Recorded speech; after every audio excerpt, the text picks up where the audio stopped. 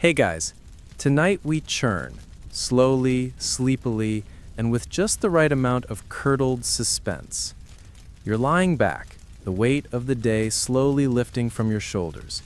Outside your window, the world softens into dusk, but inside your mind, the air smells faintly of wet straw and wood smoke. You find yourself in a dim Viking longhouse, where the walls are built not for beauty, but for survival. Long planks of rough pine blackened by years of open fire, the beams overhead dripping with old soot. The air is thick, muggy with the damp breath of livestock and the tangy reek of fermenting milk. A low, steady flicker of flame crackles from a stone hearth in the center, and near it, slouched on a rickety stool, is you. You're wrapped in layers of wool, thick socks, a tunic so coarse it might as well be sandpaper. You scratch an itch at the back of your neck and glance down at your hands. They're blistered. Again. The wooden churn between your knees gives a low, gurgling squelch as you work it rhythmically, pushing the plunger up and down, up and down. A few flies buzz lazily around the rim. It's not a glamorous moment, but this is Viking life. And in this world, cheese isn't just food, it's everything. So, before you get comfortable, take a moment to like the video and subscribe, but only if you genuinely enjoy what I do here. Also, I'd love to know, where in the world are you listening from and what time is it for you right now? Now, dim the lights, maybe turn on a fan for that soft background hum, and let's ease into tonight's journey together.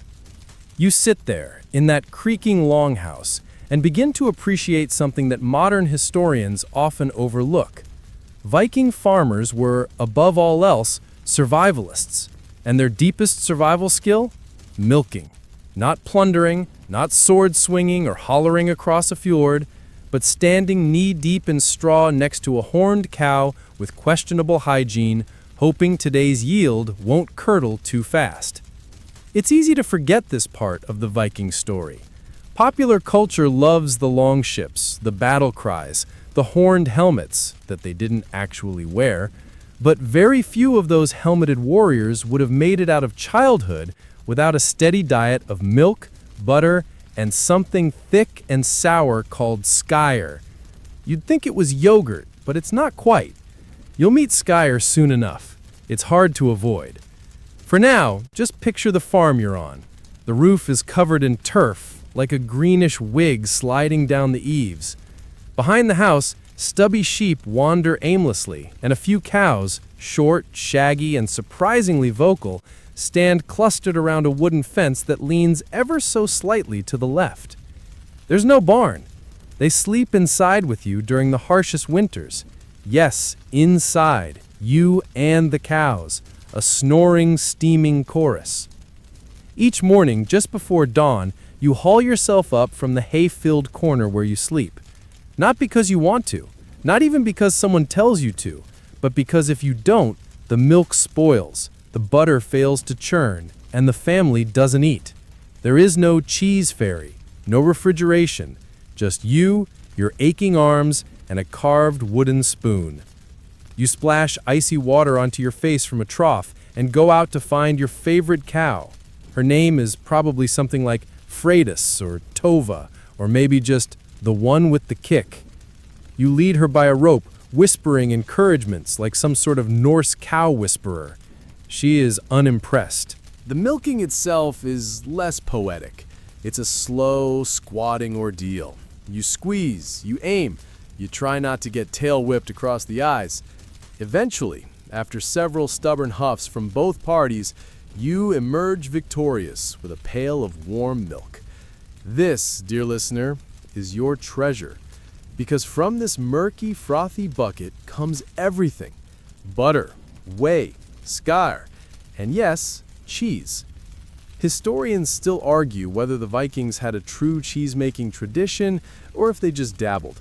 Most agree, though, that some form of curdling and pressing occurred regularly.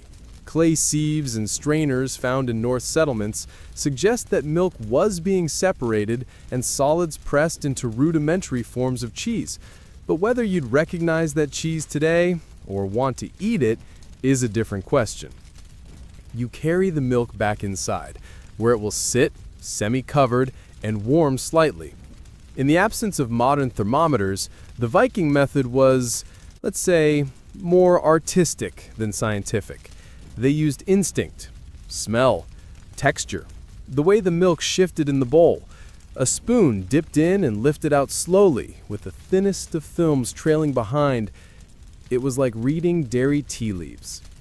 Over time, the milk would begin to separate. The curds rise. The whey settles. You reach in, gently, and begin to fold the curds inward. They feel like soft, wet pillows. You add a touch of old rennet, yes, from a calf's stomach, dried and ground and tucked away in a pouch near the fire. This encourages the final coagulation. The result? A soft, pungent block of young cheese, ready to be salted, maybe smoked, maybe eaten as is with a crust of rye bread. And here's where the fun starts. Because while you think of cheese as a delightful snack, here it's a gamble. If the fermentation fails, the entire batch could rot. If the salt is uneven, it could mold too fast. If you store it too close to the hearth, it melts. Too far, it freezes. And if a neighbor borrows your cheese and returns it slightly altered, well, you just lost a week's labor to someone else's stomach. It's a tense business, Viking cheesemaking. And yet, in many farmsteads, it was the beating heart of the household. The women oversaw it almost exclusively, which means that behind every heroic saga of dragon slayers and raiders, there's a story, someone probably named Ingrid, leaning over a vat of boiling whey, muttering about her missing cheesecloth. You can almost hear her now. Back in your longhouse, the fire crackles a little louder. You glance toward the far end, where someone snores deeply beneath a fur cloak. Outside, wind whistles softly through the turf roof. But here in the center, it's warm, a little rank, a little cozy. You stand up slowly, your knees popping, and lift the churn lid. It's almost ready. The butter has begun to form in globules, and you gently press it with a wooden paddle, pushing out the last of the buttermilk. Later, you'll store it in a carved wooden container shaped like a barrel. It'll go in the cellar, next to the smoked fish and the wheel of cheese aging in cloth, if the rats don't get there first. Your work is never done, but for now, there's a deep satisfaction in the simple, messy miracle of turning milk into something solid, something nourishing, something vaguely smelly. And the best part? You didn't even have to pick up a sword. You stretch your legs and step outside into the damp morning air. The grass is slick with dew and something else, maybe cow drool, maybe optimism. It's hard to tell. But you feel it, that tug of necessity in your limbs. Because here, in the Northlands of Viking life, if you don't have cows, you don't have a future. And make no mistake, those cows aren't just wandering lawn ornaments. They are survival incarnate. Living milk machines, yes, but also dowry, currency, social status, and, if you're desperate enough, a source of meat. Though most Viking farmers treated the idea of slaughtering a cow like losing a family member, because every pail of milk meant a few more spoonfuls of life tomorrow. You follow a path worn into the earth by hooves and boots, past a row of crude wooden fences that sag under their own regrets. The cows are already stirring. One lets out a long, wheezing moo, which your ears interpret as either good morning or you're late, possibly both. Her name is something comforting, like Dagny. You try not to take it personally when she glares at you. Vikings didn't ride their cows into battle, but without them, there wouldn't have been any battles to ride into. See, long before the raids, the pillaging, or the poetry, there was the dairy. And that dairy was the pulsing, squelching center of Norse agriculture. Historians still argue whether the Viking obsession with dairy was rooted in practicality or if it evolved into a cultural fixation. The truth is, probably both. In regions where crops were unreliable and the soil was only slightly more fertile than gravel, a dependable udder was worth more than any gold coin, because coins couldn't feed your family, or grease your bread, or get traded for a decent cloak in winter. You crouch by Dagny's side and begin to milk with care, your fingers moving with the same rhythm passed down through generations. The milk warms the wooden pail, and you inhale the earthy scent rising up with the steam. Yes, it's slightly unpleasant, but also somehow reassuring, like something fundamental is happening here, something old. And here's the part they don't teach in school. Viking society had a kind of bovine caste system. Wealthier households kept the best cows, tall, strong, good producers, the kind of cows you might brag about at the local thing or assembly. Poorer farmers, they made do with cranky, uneven producers who sometimes kicked over buckets out of spite. There was even a unit of value for dairy cattle. In some North law codes, cows were worth a certain number of aura, a silver-based currency, and they could be used in settlements, dowries, and even legal compensation. Did your neighbor accidentally burn down your storage barn? That'll be 2 cows and a sheep, please, preferably ones that don't leak sideways. You finish milking and give Dagny a gentle pat, which she tolerates with the icy indifference of someone who knows you'll be back tomorrow. Then it's back to the longhouse, where the rest of the family is already awake, or at least pretending to be. Inside, the daily churn has begun, literally. A younger sibling sits at the churn barrel, their arms moving up and down with slow, resentful determination. The lid thumps in time with their sighs. They pause to scratch their nose, which you swat with a dish rag, because dairy doesn't wait for mood swings. You take a moment to admire the contents of your storage shelf. A few blocks of salted cheese wrapped in wool, a cracked pottery jar filled with leftover curds, and yes, last month's butter, which has turned slightly gray. Still edible, probably. And here's a thought to curdle your modern sensibilities. Not all Viking cheese was meant to taste good. Some were aged until they took on the flavor profile of an abandoned boot. Others were deliberately sour, pungent, or bitter. It wasn't about enjoyment. It was about preservation. And occasionally, about showing off. Because believe it or not, there was dairy snobbery in the Viking world. Wealthy households didn't just have better cows, they also had finer cheese, better storage cellars, more salt, even imported flavorings like wild herbs, juniper, or, you're not gonna love this, fermented fish oil. Yes, fish oil cheese, a Viking delicacy that could clear a room in seconds. You take a piece of hard cheese from the shelf and nibble it. It crumbles between your teeth, dry and chalky, with a sharp tang that makes your lips pucker. Not your favorite, but it fills the belly. And here's the wild part. Vikings fed cheese not just to themselves, but to their children, their elders, even their dogs. It was the great equalizer. Well, sort of. Because the cows, they were the real nobles.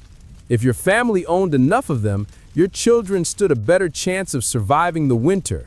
You could barter for firewood, blankets, even rare tools. You could pay off feuds, end disputes, or buy into a sea voyage. Entire communities were bound by dairy. There's even a saga, the saga of the people of Laxardal, where a whole inheritance fight breaks out over cows and pasture land. No one wants the swords, they want the cream. You stir the fresh milk gently, watching it separate into curds and whey. This batch will become a soft cheese, quick to spoil, but good for spreading on barley flatbread.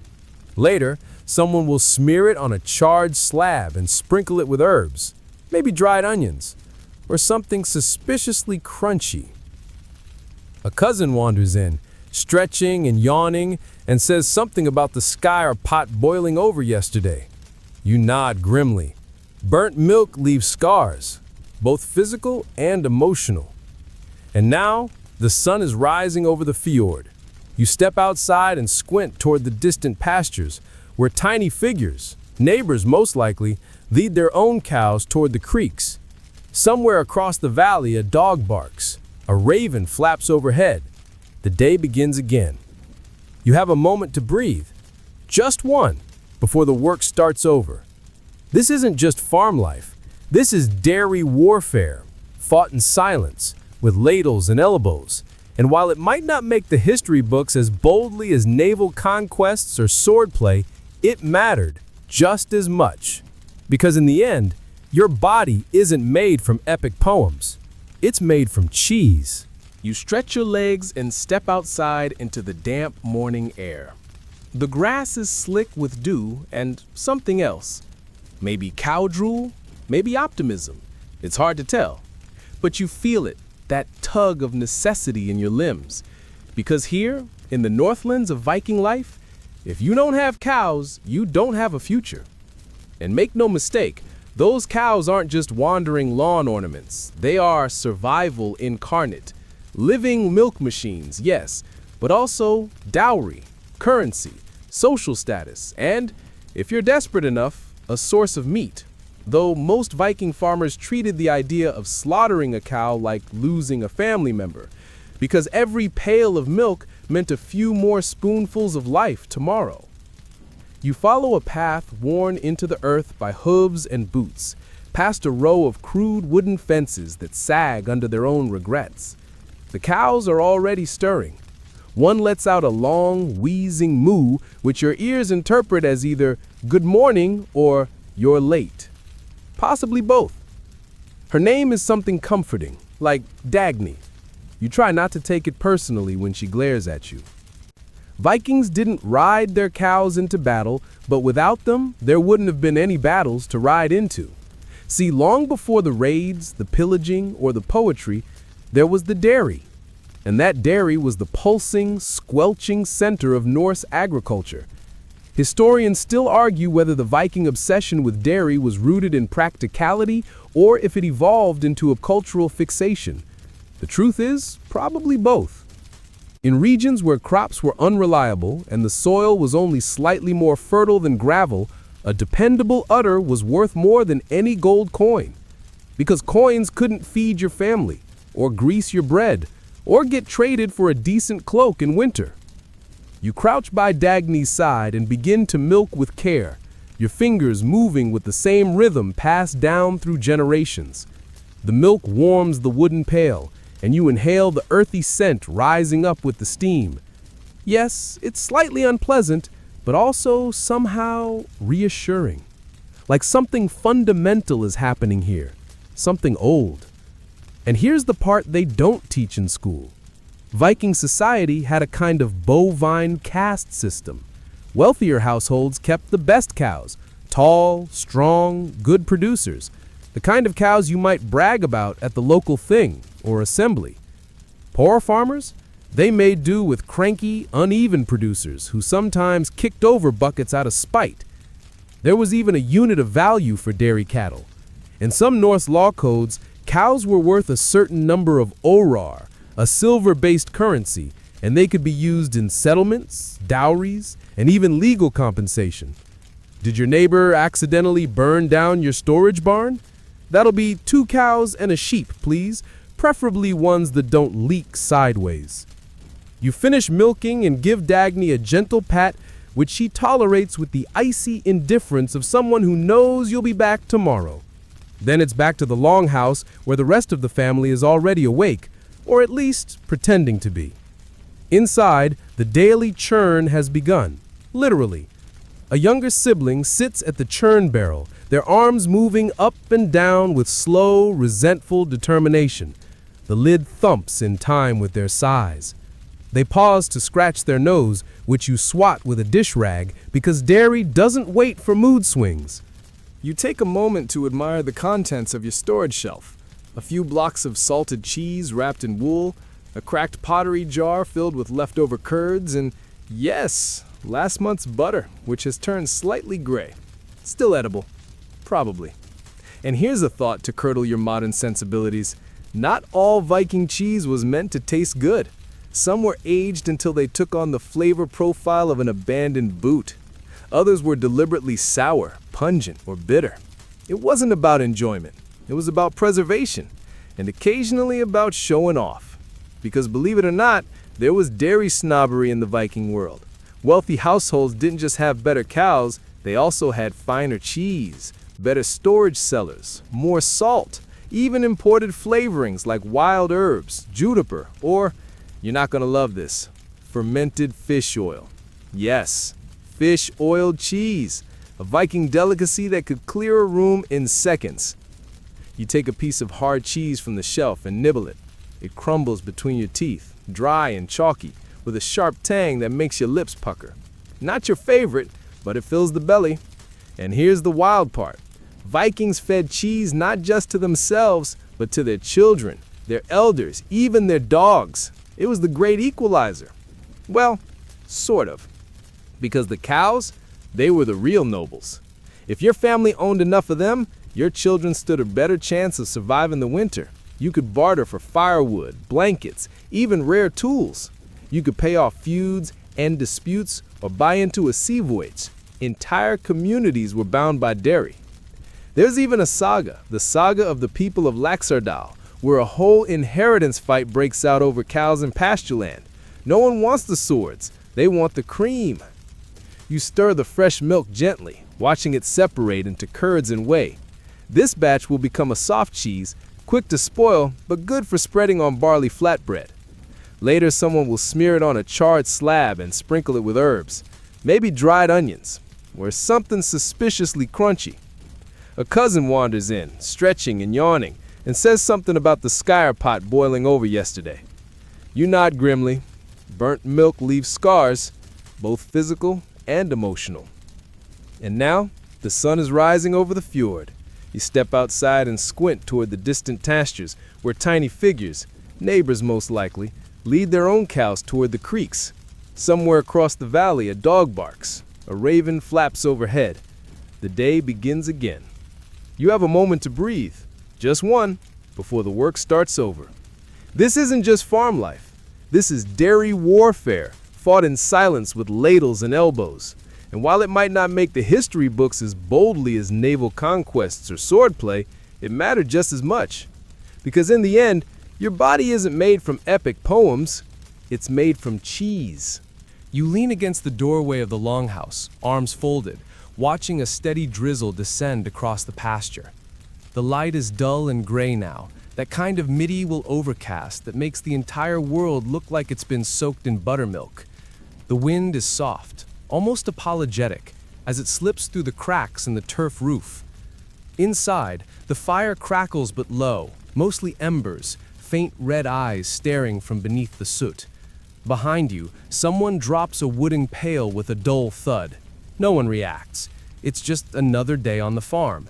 And life on a Viking dairy farm? Well, it's not exactly the kind of life you brag about in epic poems. No dragons, no treasure hoards, no undead kings with glowing blue eyes. But it is full of its own small heroics, like surviving winter without frost-bitten udders, or managing to curdle 3 batches of milk without letting your children set the house on fire. You trudge back inside, your boots heavy with mud. Your hands are raw from rope and rennet. Your tunic smells faintly of aged yogurt, maybe? No one comments. Everyone smells like this. In a way, it's the unifying fragrance of your time. The longhouse itself is modest but sturdy. Long, as the name suggests, with a central fire pit and sleeping spaces around the walls. Above your head, a lofted platform holds straw mattresses, old baskets, and sometimes, if you're lucky, a cat. Or, less lucky, a rat. You try not to think about which is more frequent. Everything is constructed with function in mind. The Viking dairy farmer's motto might as well have been, if it works, don't clean it too hard. You head toward the storage shelf where your morning's cheese is already beginning to set. It's a soft cheese, the kind meant to be eaten quickly, spread across a chunk of dense rye bread with maybe a smear of goose fat or a few flakes of dried onion. The texture is loose. The smell is friendly. You might actually eat this one. But before you can sit, someone hands you a milking stool. Because this life never stops, not even for a moment. You sigh, sit, and take up your place once more. Dagny is back. She's staring at you with those deep, unreadable cow eyes. Her breath fogs the air between you.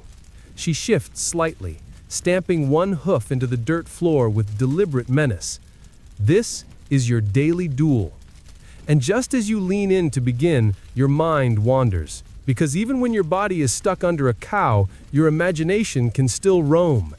You think of all the other people across the Viking world right now doing the exact same thing. In Iceland, Norway, Denmark, the islands of Orkney and Shetland, even in parts of the Baltics. Viking farmers all, squatting in the mud, chasing the same buttery prize. And despite the vast distances, they share the same rhythms, the same tools, the same sore backs. Historians still argue whether Viking dairy practices were standardized or improvised. Some evidence suggests regional variations in milk use, butter storage, and skyr production, but the basics remain consistent: cows, curdling, cold storage, and the stubborn will to not let good milk go to waste. You finish milking, set the pail aside, and stretch your arms. Someone laughs gently behind you.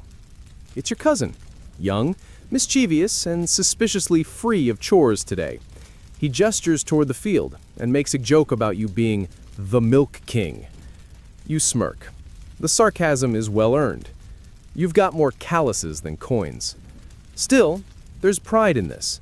Because while the warriors get the songs, it's the farmers who make the warriors possible. The food, the energy, the resilience. A Viking raid without dairy? That's just a bunch of hungry men in a boat arguing about flatbread. You glance around at your tools.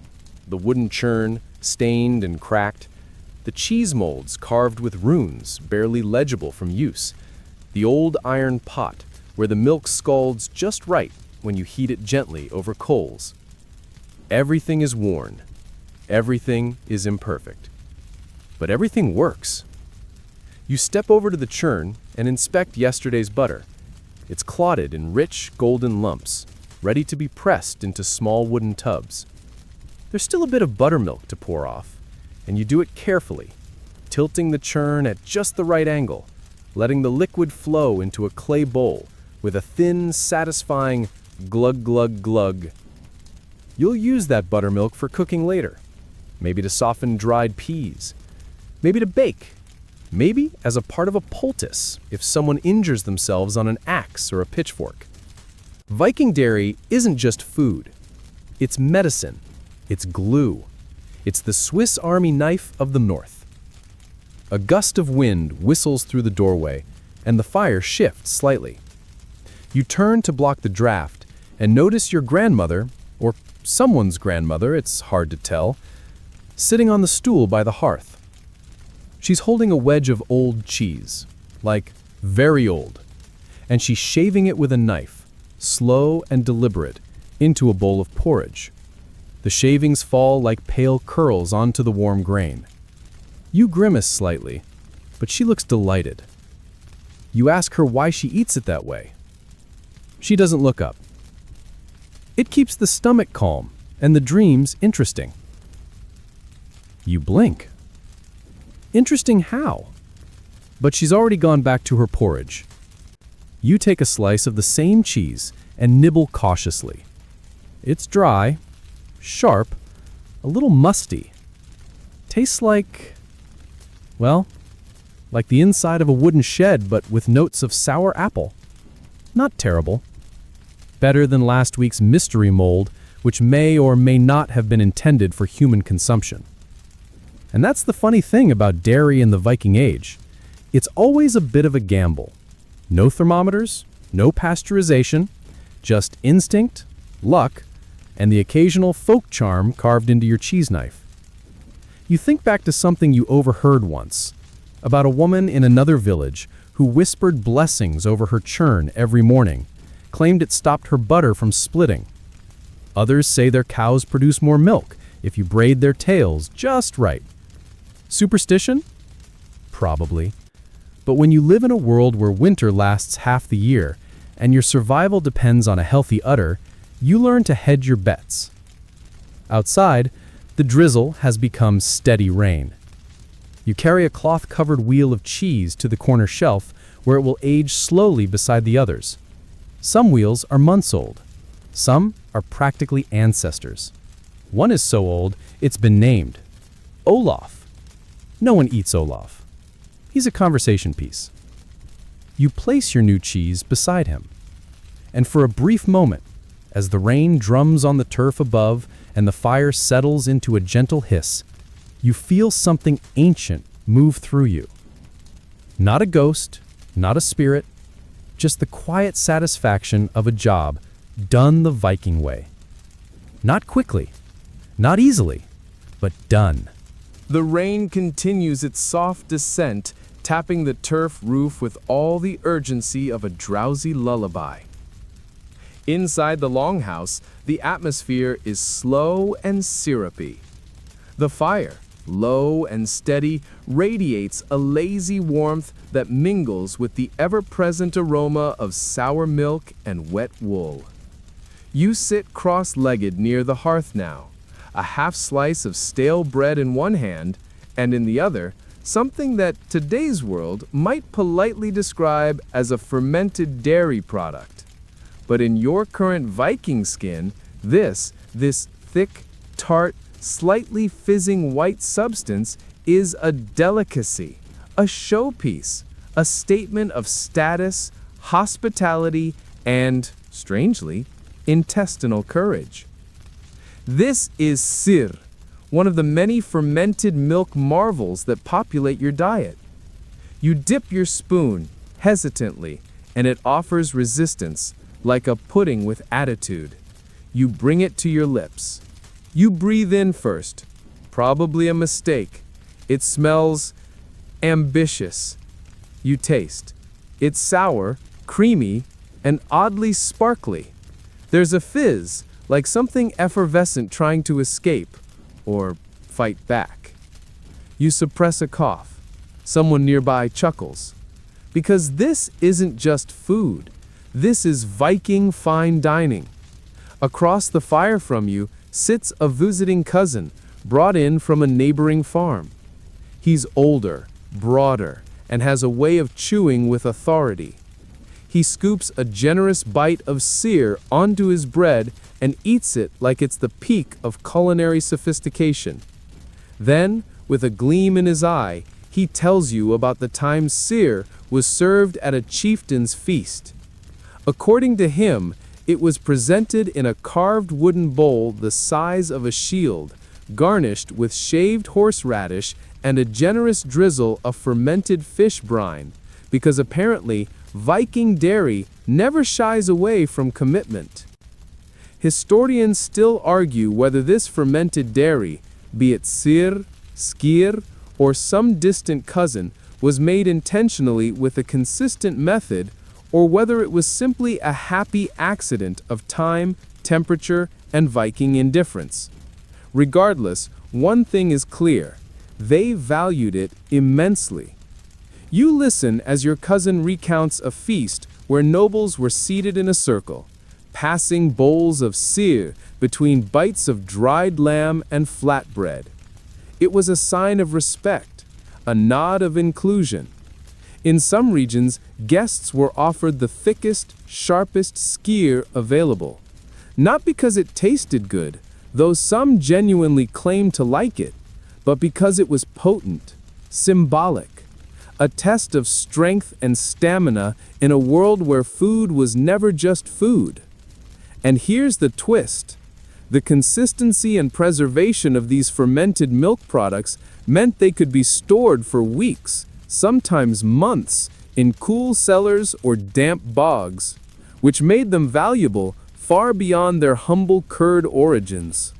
In fact, some Viking settlements along trade routes used sear as part of their hospitality protocol. You'd arrive after a journey, smelling like salted leather and seaweed, and instead of water or mead, your host might press a bowl of sour milk into your hands. You'd drink it. You'd nod. You'd pretend it didn't curdle halfway down. Because that was the custom. It wasn't just generosity, it was social glue. Viking society, despite its rough exterior, ran on a delicate balance of hospitality and obligation. Refusing someone's dairy offering, especially if you were a guest, could be interpreted as an insult. And insulting someone in their home in the middle of nowhere During a dark Scandinavian winter, Not a great survival strategy. You reach for another bowl, this one lighter and more pleasant. Skier. It's thicker, creamier, closer to what modern folks might recognize. You spoon it up with a carved bone utensil, shaped like a scoop with runes on the handle. Something someone's great-great-grandmother probably whittled while muttering about rain and goats. The skier is better. Tangy, yes, but smoother, less confrontational. You learn that some Viking households made skier every few days. It required fresh milk, a bit of leftover culture from the previous batch, and a place warm enough to ferment, but cool enough not to spoil. Easy, right? Except your longhouse has exactly two temperatures, smokehouse and ice cave. Still, they managed. Sometimes the curds were strained through cloth, other times through bundles of straw, or even woven horsehair sieves. The result was a soft, creamy product that could be eaten as is, or mixed with herbs, wild berries, or even honey if you were lucky or suspiciously well connected. You recall a tale told to you as a child, something between myth and family gossip. A visiting priest once turned down skier at a northern settlement, citing digestion concerns. The host, mortified, sent him home with a wheel of cheese and an apology goat. The goat ran away, the cheese was eaten by wolves, the priest apparently had indigestion anyway. The moral of the story? Eat the skier. Just eat it. You pause to appreciate the logic. It's not worth fighting fermented fate. By the hearth, someone stirs the large pot where a new batch of milk is heating. Steam curls upward in gentle tendrils, catching the firelight like ghostly ribbons. The pot smells of scalded cream and damp wood. You know this batch will either turn into your next meal or into a mysterious white jelly that only the bravest will dare touch. Viking dairy, you realize, requires courage. Not the sword-swinging kind, the intestinal kind. You finish your meal, setting the empty bowl aside, and rise slowly. Around you, the longhouse is quieting. The old woman by the door snoozes with a cat in her lap. A child scratches cymbals into the dirt floor with a stick. Outside, the rain begins to taper off. You make your way to the far end of the longhouse, where the smoke hole lets in a sliver of gray sky. There's a small ledge, just wide enough to sit. You settle in and look out over the damp earth, the muddy path, the cows chewing in philosophical silence. And it strikes you, in this moment of quiet, Viking hospitality was never about extravagance. It was about effort, about sharing what you had, even when it wasn't much. A spoonful of skier, a slice of hard cheese, a cup of sour milk that might make your throat twitch. It was the gesture that mattered. And more than that, it was survival stitched into custom. You think of the countless travelers, warriors, merchants, and exiles who passed through longhouses just like this one, clutching bowls of strange white curds, smiling bravely, and doing their best not to gag. You think of the women and men who stirred these pots, skimmed these curds, and stored these cheeses, quiet heroes of the hearth. You think of yourself, blistered, smelly, mildly nauseated, and you think, not bad for a Viking dinner party. You wake to the sound of distant lowing and the familiar creak of the longhouse door as it swings on uneven hinges. Light filters in through the turf-covered roof, that particular kind of hazy gray that doesn't announce day so much as reluctantly allow it to begin. Your muscles ache, not in any dramatic, battle-scarred kind of way, but the kind that comes from days upon days of repetitive labor, of lifting, stirring, scrubbing, and carrying. You stretch, slowly, until your spine pops like a wheel of cheese cracking in the cold. Today, you're on cheese duty, all day. No trading off with someone on wood chopping or grain mashing or even mucking out the cow stall. No, today you're assigned to the vat, the big one near the hearth, and when it comes to the vat, there is no escape. You shuffle toward it, eyes half closed, and find it already half filled with warm milk. A mist rises from the surface, swirling gently. You pick up the long wooden paddle that leans against the wall and begin stirring in slow circles, trying to coax the milk into obedience. This part always feels meditative, until your wrists start to burn, which, to be fair, takes about 6 minutes. Nearby, someone hands you the rennet pouch, dried calf stomach, carefully scraped and preserved. You pinch off a bit, crumble it into the milk, and stir again. The chemical magic begins. Casein proteins bond, curds begin to form, and the surface thickens like a lazy snowfield. You nod in satisfaction. And then, someone calls out from across the room, "Don't forget to strain this batch," as if you dare forget. You're not new to this. You're what they might call, with mild affection, a cheese slave. Not in the dramatic chain-to-the-wall sense, but in the slow, eternal churn of dairy life, you found yourself in a strange caste. The one who knows how to make cheese just well enough to always be asked to make more. So you keep stirring. Eventually, the curds firm up. You take the straining cloth, a piece of worn linen that has seen more milk than most cows, and drape it over a shallow basket. You ladle the curds into it, slow and even, letting the whey drain into a clay pot below. And here's the thing, the whey is just as valuable as the curds. Historians still debate whether Vikings drank whey regularly, or used it mostly for animal feed, or simply poured it into the soil as a vaguely spiritual fertilizer. What is known, however, is that nothing went to waste. Not the scraps of curd stuck to the pot, not the leftover milk fat scraped from the ladle, not even the bits that went a bit off. You tie up the cloth and hang it near the fire to let gravity do its work. Drip, drip, drip. The sound of progress. Your arms feel like logs. You sit back and wipe your brow with your sleeve, which doesn't help because your sleeve smells like old milk. You glance around the longhouse and catch someone watching you.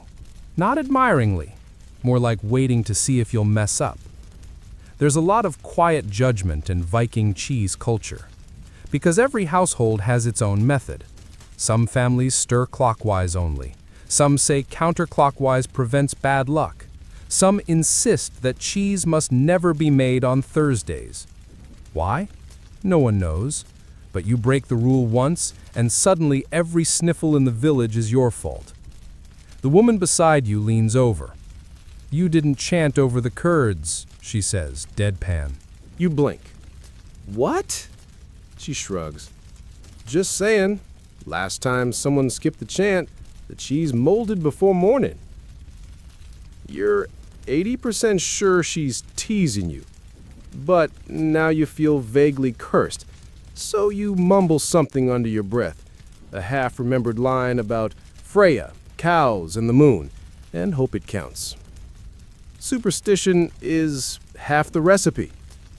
You check the cheese bundle. It's draining nicely. Soon it'll be ready for pressing. The press is a clever contraption.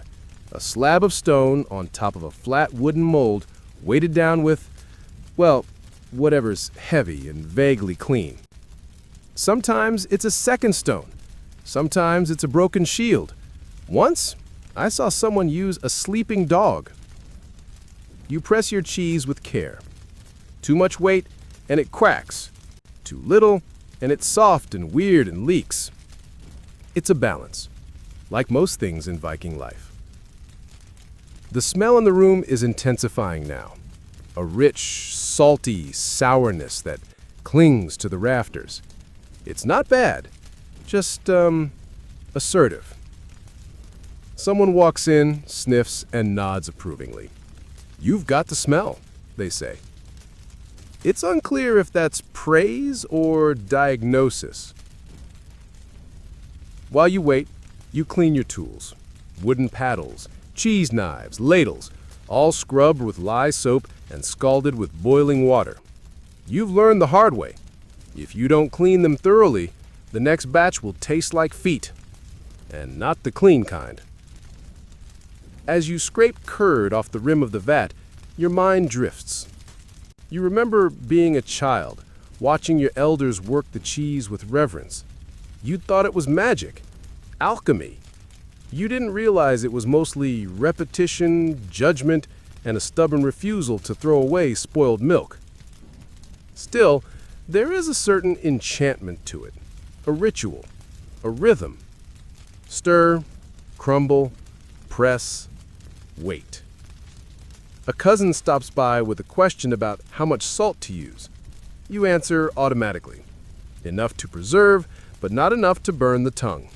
You've learned by trial and error. More error than trial. Are you making hard cheese or soft? They ask. You hesitate. Hardish. That's the safest answer, because no one really knows what the cheese will be until it's aged, and even then, it might surprise you.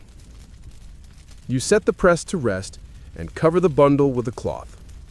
It'll sit there for a day, maybe two, before being unwrapped and placed on the shelf to age. You glance over at the aging rack. It's a modest display. A few lumpy rounds, some wrapped in leaves, one swaddled in linen, and another that appears to have grown its own ecosystem. You try not to make eye contact with that one. By midday, your back aches. Your hands are cramping, but you've done it. Another cheese born into the world. Ugly, pale, slightly moist, but full of promise. And the thing is, you kinda love it. Not the smell, not the blisters, but the process. The knowledge that you've transformed something fleeting, warmed milk, slippery and stubborn, into something solid, tangible, useful. You've bent nature's spoilage to your will, just enough to buy time. Days, weeks, maybe even months of nourishment locked into that wheel. You stand back, flex your hands, and allow yourself the smallest smile. Then, someone taps your shoulder and hands you another pail. The cows have been milked again. Of course they have. The sea wind carries a new smell across the fields today. Not just salt and sheep and the eternal perfume of wet hay, but something sharper, foreign. You squint toward the horizon and spot them. Sails. Broad, square, and painted with faded stripes. A long ship, or maybe two, approaching the coastline with slow, methodical ease. No drums, no urgency, just trade. You stretch your shoulders, still sore from yesterday's cheese pressing, and walk toward the docks. Not everyone goes. Some stay back to stir pots or chase chickens, but you go, because today is market day, and word has spread. The traders from the Baltic are bringing spices, tools, and maybe, just maybe, they're looking to buy dairy. Yes, really. Cheese. Your cheese. You didn't think of yourself as an exporter, but in the strange barter economy of the Viking world, where coin was optional and reputation was portable, cheese had a surprising role to play. Not the soft, young, eat it before the smell catches up kind. No, these buyers want the hard stuff. Wheels that can survive sea voyages, products that won't melt in a hot boat or rot in a damp one. And that's where you come in. Because a few seasons ago, you started aging your cheese in hollowed-out birch trunks, buried slightly in the cool shade of the old stone hill. Your grandfather told you the trick, and now your cheese has a nutty crust and a crumbly interior that flakes just right when sliced with a sharp blade. The traders dock with a series of practiced nudges and grunts. Their clothes are different.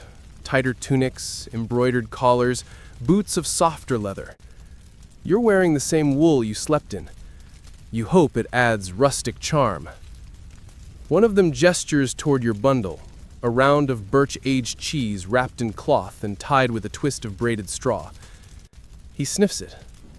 Then he does something unexpected. He smiles. You didn't realize how tense you were until that moment. He speaks in a dialect you mostly understand. There are gaps. He keeps calling the cheese Blakeost, which might mean pale cheese or might be a joke about your face, but the meaning is clear.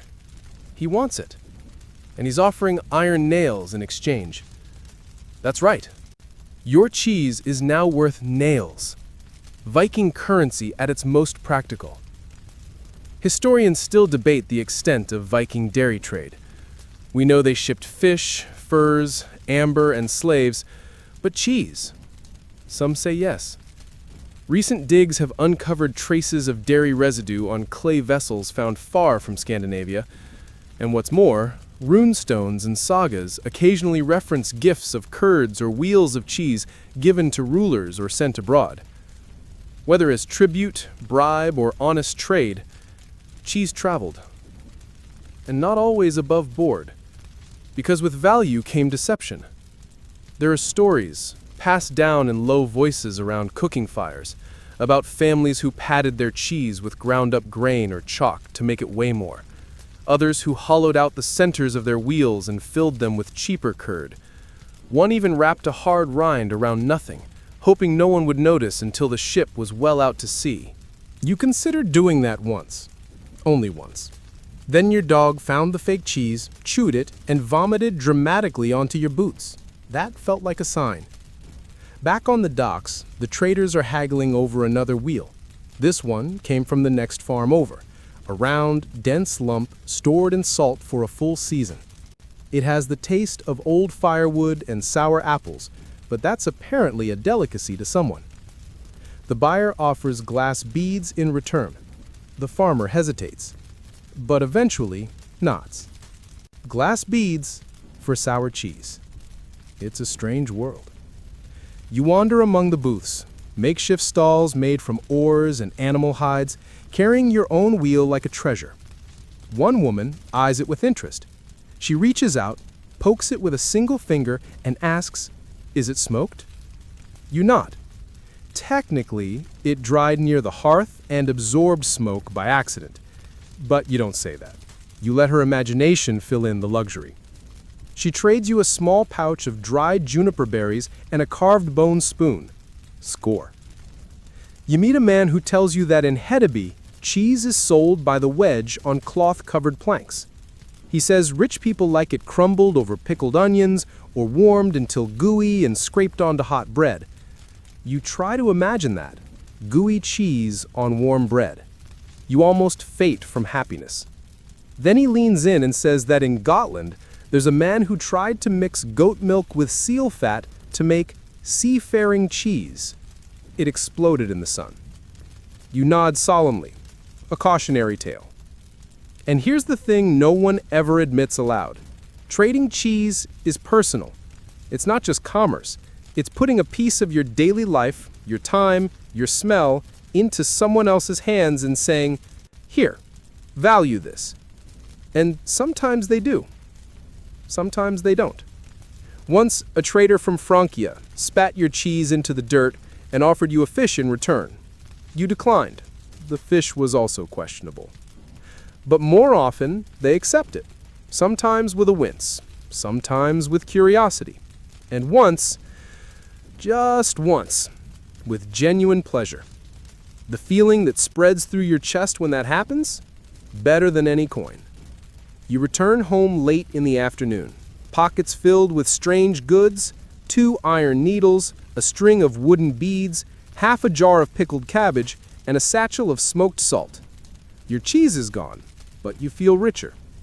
Back at the longhouse, someone's stirring a pot. They raise an eyebrow. How'd it go? You shrug, then pull out the salt. There's a gasp. That's all the answer they need. Because in this world, dairy diplomacy is real. You sit down by the fire and stretch your legs. Your hands are empty, but your mind is full of ships and smells and negotiations over spoiled milk turned to gold. You've tasted the world today, and you've fed it back. Night has settled gently over the valley, wrapping the long house in its heavy velvet hush. Outside, the wind moves through the grass like a slow breath, and the trees creak just enough to make you wonder whether they're speaking a language only cows can hear. Inside, the fire glows low, sending golden light across the packed earth floor and onto the legs of chairs, the hems of cloaks, and the sharp, shining curve of a ladle resting beside the hearth. You're not sleeping, not yet, because someone has pulled out a carved wooden box from beneath a sheepskin rug. The box creaks open, and from inside comes not treasure, nor tools, but something altogether stranger. A set of small ceramic cups lined with soot, faintly chipped. One by one, they're filled with a thick, creamy liquid that smells like a collision between yogurt and old mead. Everyone sits up a little straighter. You, instinctively, do not. The drink is passed around. When your turn comes, you hold the cup in both hands. It's warm, slightly viscous. You raise it to your lips and freeze. The smell is unmistakable. This is yogurt mead, or at least something close.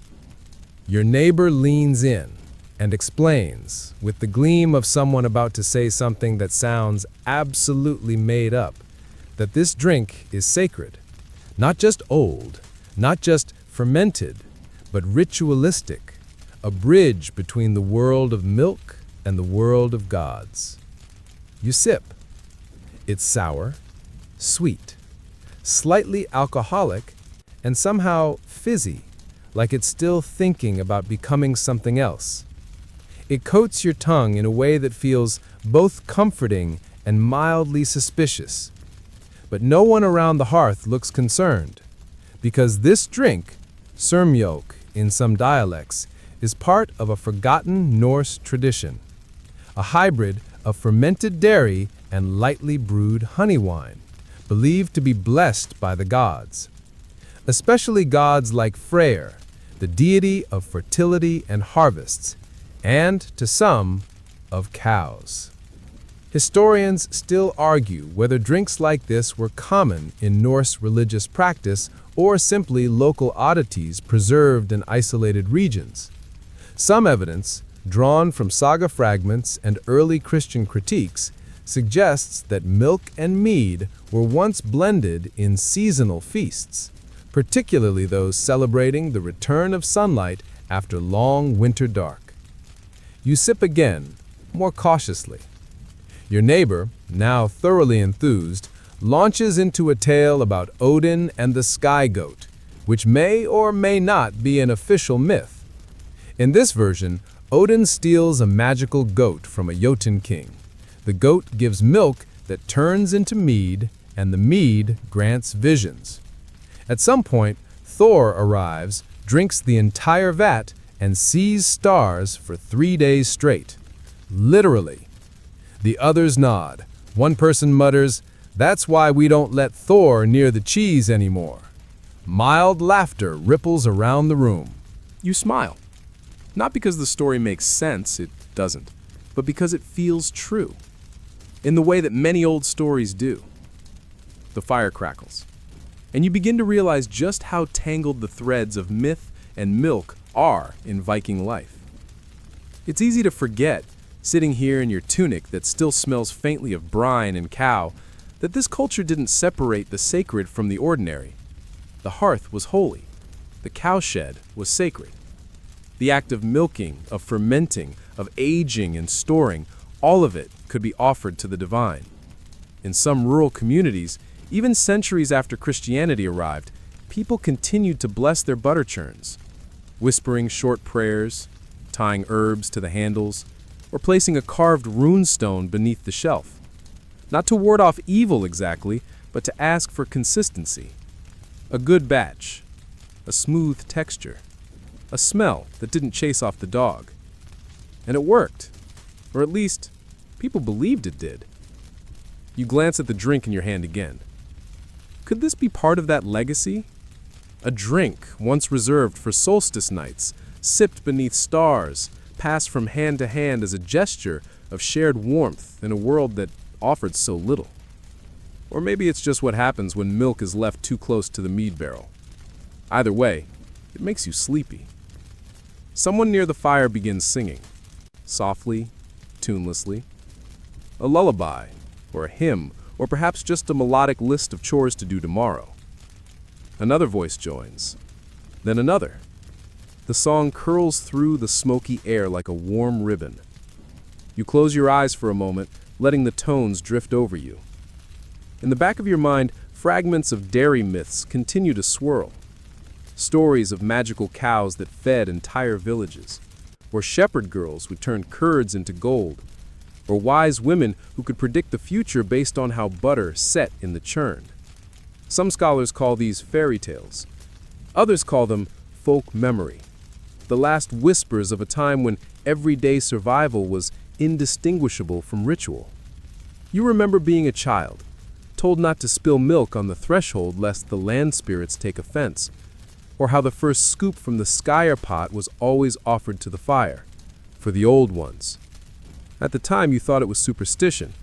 Now, you wonder if it was just respect for the process, a thank you to the unseen forces who made fermentation possible in the first place. Your cup is empty now. You hand it back. The song is faded, the fire is almost ash, and you are very, very tired. But before you crawl into your sleeping corner, you help one of the elders cover the fermenting pot with a wooden lid. She mutters something in Old Norse, rhythmic, soft. A blessing, maybe? Or just habit? You repeat it quietly to yourself as you lie down. Milk and myth. Gods and goats. Mead and mold. You never thought you'd come to love this strange, curdled world. But here you are. And it tastes, oddly, like home. You awaken to the subtle, unglamorous sound of something dripping, slowly, steadily, like a cow's personal metronome. It's the whey. Again, it always is. The cloth bag of fresh cheese you hung by the fire yesterday now sags like an old boot, steadily dripping pale liquid into a bowl below. The bowl is nearly full, and someone has thoughtfully placed a carved spoon beside it, which is either a polite invitation or a warning, depending on how you feel about warm whey before sunrise. You stretch, scratch your head, and resist the urge to go back to sleep. A Viking dairy farmer does not lounge. A Viking dairy farmer strains, stirs, and stores. So, you do just that. First, you lift the cheesecloth, carefully untie the corners, and open it like a newborn swaddled in linen. Inside is a soft, wobbly mound of curd, faintly glistening, still warm. You sniff it. It smells fine. Not great, but fine. And that's the goal today. Because believe it or not, you aren't making cheese to eat. You're making medicinal cheese. Yes, that's a thing.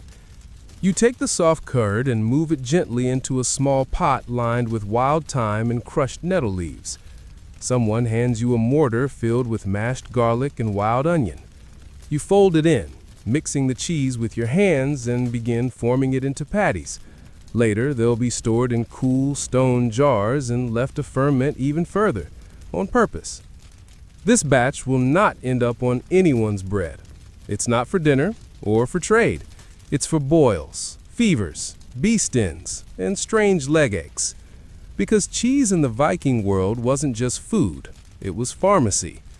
Historians still argue whether Viking medicinal cheese was applied topically or eaten to rebalance the humors. Some sagas mention sour poultices that draw out infection. Others hint that certain cheeses were believed to help with birthing pains or stomach cramps. One recipe, found scrawled on a monk's commentary centuries later, describes a cheese and honey salve so potent it could wake the dead or kill the living, which, you imagine, is not the best marketing line. You form the last curd cake, sprinkle it with ash from the hearth, and set it aside. Ash, as it turns out, helps with mold prevention, or maybe just adds a nice crunch. Hard to say. Someone nearby sneezes. Ah, a test subject. You hand them a spoonful of herbal skewer mixed with mead and instruct them to eat slowly. They do, warily. You pretend to be confident in its effects. In the corner, an elder is grinding dried cow bones into powder for some other remedy involving goats and sore knees. No one questions it. No one wants to be the one with sore knees and no goat powder. You clean your hands, dry them on a wool rag, and turn to your next task. Today, you're also preparing dairy perfumes. Yes, you read that right. Perfumes. Because in a world without soap, cologne, or even consistently pleasant water, dairy-based fresheners were a curious and very real phenomenon. You begin by mixing buttermilk with herbs, lavender if you're fancy, juniper if you're practical, and crushed pine needles if you're desperate. The smell is bold, eye-watering maybe, but once it dries on the skin, it leaves a faint, earthy sharpness that at least doesn't smell like armpit or fish, which is a major win in Viking society. You dab a bit behind each ear, just for fun. Your cousin walks past and blinks. New batch? You nod. He doesn't flinch. Success. You're also tasked with making dairy glue, which isn't actually glue, but something more like a sticky paste used for mending thin cracks in pottery or sealing storage jars. This involves heating whey until it thickens, and then adding animal fat and crushed charcoal. It smells like burned despair. You try not to inhale too deeply. One of the children runs in with a scraped knee. You hand them a curd wrap soaked in honey. They look skeptical. It worked on the goat, you say helpfully. They frown, but press it to their skin anyway. You return to your cheese shelf and check the oldest round. It's the one you've been watching for weeks now, wrapped in birch bark, pressed in ash, and stored at the back of the longhouse in a cool, dark spot. It has grown a thin film of white mold. Not dangerous, you think. Possibly flavorful. You slice a wedge and taste. It's sharp, salty, with a weird hint of pine smoke and maybe a touch of garlic you didn't remember adding. You offer some to a nearby friend. They chew, nod, and say, "This would make a great poultice." You blink. "You mean for wounds?" They shrug. "Or for dreams?" "Sure. Why not?" Because here, in this world of churns and cloths and questionable smells, cheese has 100 faces. It's breakfast, it's barter, it's medicine, it's marriage dowry, and, on a good day, it's even decoration. You remember last spring when someone carved a wheel of curd into the shape of a bear. No reason, just because. Someone else made cheese beads, tiny dried spheres strung into a necklace. They didn't last long, but for a brief moment, someone walked around wearing their pantry. You return to the hearth, place your medicinal rounds in a stone crock, and seal it with beeswax. You'll bury it under the floorboards tonight, where it can ferment in peace, unless the dog finds it first. And just before the day ends, an old woman beckons you over. She hands you a small bundle wrapped in linen. Inside is a lump of cheese soap, a mixture of sour whey, lye, and leftover fat. It smells like defeat and rosemary. She says, "Use it," she pats your arm. "You smell like foot." You nod solemnly. Dairy giveth, and dairy taketh. The sun begins to set behind the hills, casting long shadows across the pasture. You watch the cows make their slow evening trudge toward the barn. One stops to moo directly at you. You moo back, just to be polite. In your arms, the cheese soap feels warm. And you think, once again, about how strange and beautiful this life is. You're not just a farmer. You're a cheesemonger, healer, perfumer, an occasional victim of dairy-related practical jokes. And in this world, that's more than enough. You know it the moment you unlatch the storage cellar door, something's wrong. The air hits you with a smell that is not promising. Not entirely cheese, not entirely death, something in between. A sharp, ammonia-laced tang that curls around your sinuses and makes your eyes water a little. You pause, blink, brace yourself. The cellar is dim, dug into the hillside and reinforced with stone slabs and wooden beams, meant to keep things cool and dry. But today, it's more of a dairy disaster zone. You step in slowly, squinting through the gloom, ducking under a cobweb, and immediately locate the culprit. A wheel of Skyer, once proud, once full of hope, has exploded. Not literally, but it has collapsed in on itself. The linen wrapping has gone soggy, the edges are crawling with a pinkish mold that seems sentient, and there's a puddle forming beneath it that's slowly migrating across the stone shelf. You stare at it in silence. It stares back. You whisper, "Not again." Because this isn't the first time. You reach out with the tip of a wooden spatula and prod it. It jiggles, then sags. Somewhere in the long, forgotten past, a Viking probably stared at the same sort of scene and wondered whether the gods were punishing them, or worse, whether the cheese had become haunted. You begin the grim task of cheese triage. First, you check the surrounding rounds. Some look unaffected, firm crust, consistent color, no unexpected oozing. Others are borderline. You poke one and the rind crackles like old parchment. That's either a good sign or a terrible one. You set it aside for later judgment. You open a storage jar that was meant to be aging a soft cheese in herbs and honey. The smell inside is alarmingly floral, like someone buried a bouquet with a sweaty sock. You close the lid gently and pretend you saw nothing. Cheesemaking in the Viking world was never an exact science. It was part luck, part instinct, and part pure, unfiltered stubbornness. There were no molds you could buy at market, no humidity gauges, no pH strips, just your nose, your memory, and your willingness to eat slightly suspicious dairy. Historians still argue whether these cheese failures were common or if our ancestors were simply better at avoiding them. Some suggest that many Viking cheeses were consumed fresh, precisely because aging was such a risky affair. Others point to bog burial methods or ash preservation as signs that long-term storage was at least attempted, even if not always successfully. You carry the sagging Skyer outside, cradled in a cracked bowl like a wounded animal. The chicken scatters you approach. Even they know. You bury it at the edge of the field, say a few quiet words, and mark the spot with a stick. Not because you'll return to it, but because you never want to step there again. Back in the cellar, you begin wiping down shelves with vinegar and ash, muttering as you go. This is how you spend the next hour, scrubbing mold, sniffing suspicious spots, patting resilient wheels with cautious affection. And then, just as you're about to close the door, you see it. Tucked behind a wooden bucket, wrapped in wax cloth, and tied with an old leather string, is a forgotten round of cheese. You unearth it like a relic, brush off the dust, untie the knot. Inside is a hard, dark cheese, aged so long it might qualify for retirement. You press a finger into the rind. It holds firm. You scrape a sliver off the edge. Smell it. Surprisingly good. Nutty. Sharp. Almost peppery. You taste. It bites back, but in a good way.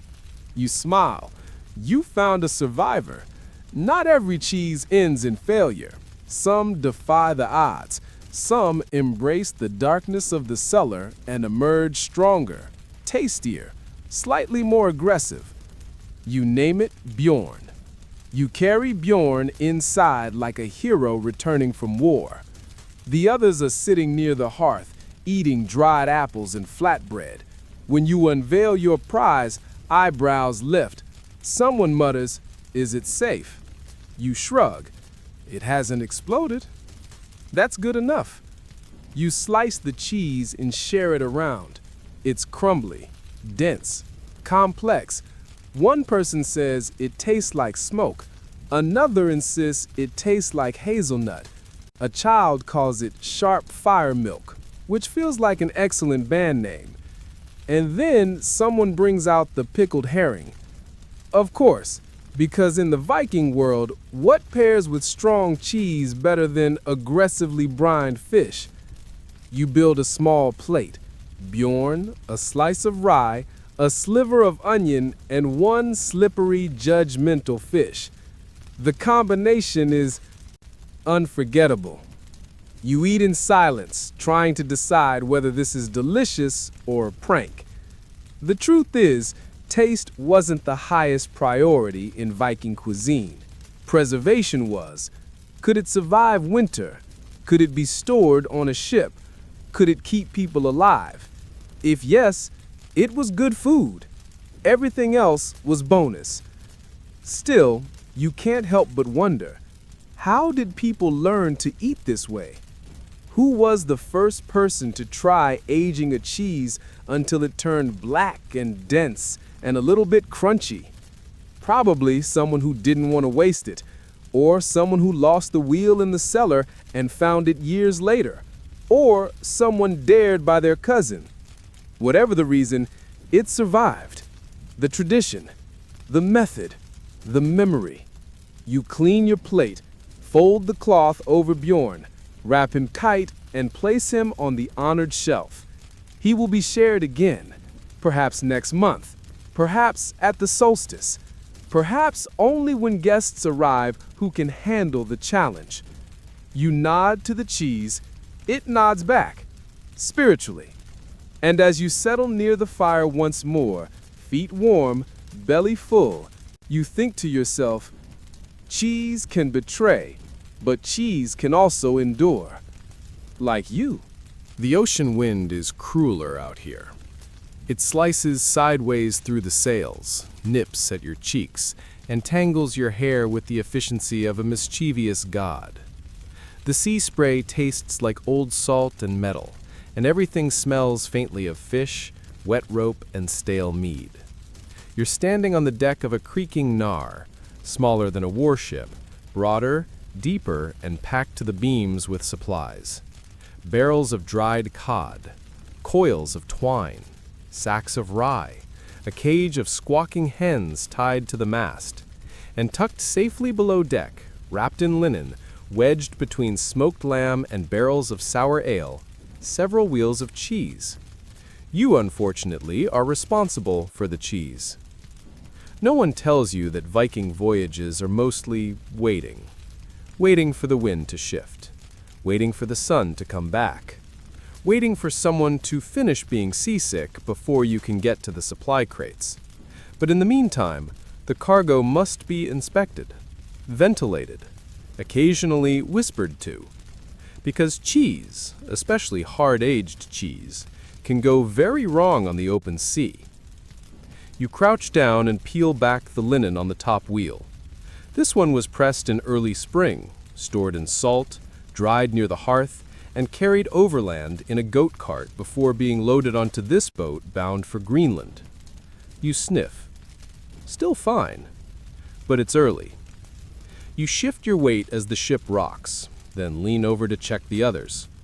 One feels soft around the edges, not ideal. You gently knock it with your knuckle. The sound is dull, like tapping a sponge. You make a note to eat that one sooner rather than later. A crewman stumbles past, clutching his gut. "Was it the skid?" he groans. You shake your head. "Could have been the fish stew, or the skid, or the fish stew with skid." He makes a noise somewhere between a burp and a curse and disappears over the side of the boat. You sigh. Life at sea is mostly holding your cheese and your expectations firmly in place. Historians still argue whether Viking dairy regularly made the voyage to Greenland, or if only specific types were considered stable enough. Archaeological digs at Norse Greenland settlements like Brattahlid and Gardar have unearthed remains of cheese presses, clay strainers, and wooden barrels lined with milk residue, clear signs that dairy didn't just travel, it settled. The Norse in Greenland had cows. Not many, and they didn't fare well during harsh winters, but enough to produce milk in the warmer months. The settlers made cheese, butter, and curds to supplement their diets of seal, caribou, and imported dried fish.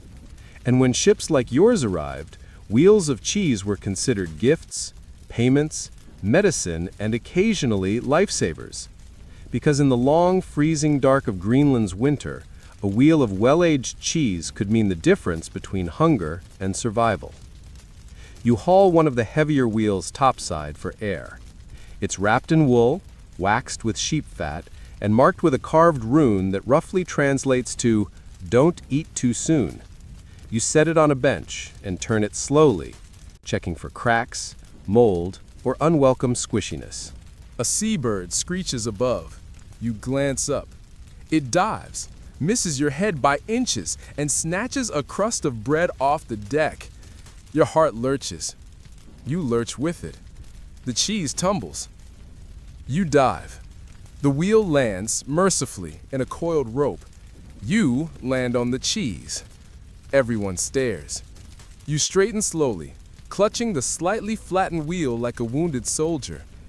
Someone claps. Another mutters, "Cheese hero!" You do not respond. You dust yourself off, brush sea grit from your tunic, and bring the cheese back below. Because this wheel is now more precious than ever. Even before you left Iceland, your elder had warned you, don't lose the cheese. People can forgive bad weather. They can forgive long travel. But if you arrive with broken cheese, you'll be remembered forever. You asked, remembered how? She said, with silence. You've never forgotten that. Down below deck, the smell is worse. The salt fish barrels are leaking again. Someone's forgotten to drain the bilge, and at least one rat is having a party somewhere near the oats.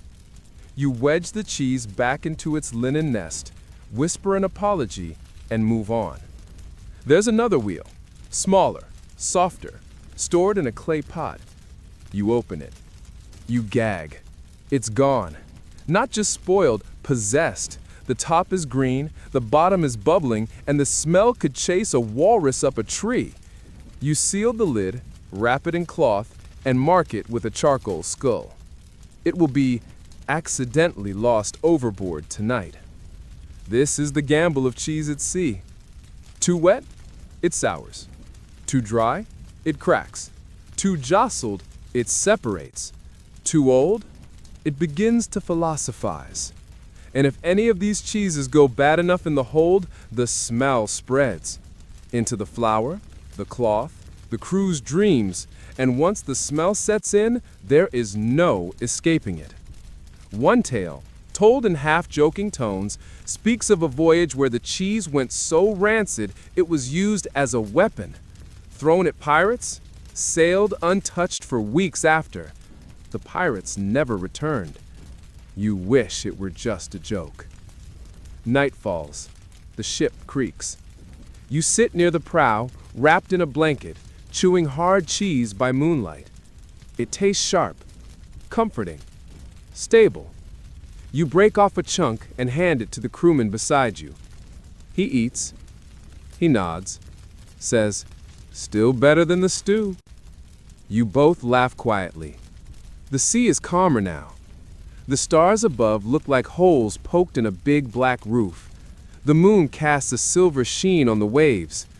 You close your eyes, let the breeze brush your cheeks, and feel the weight of the cheese in your pack.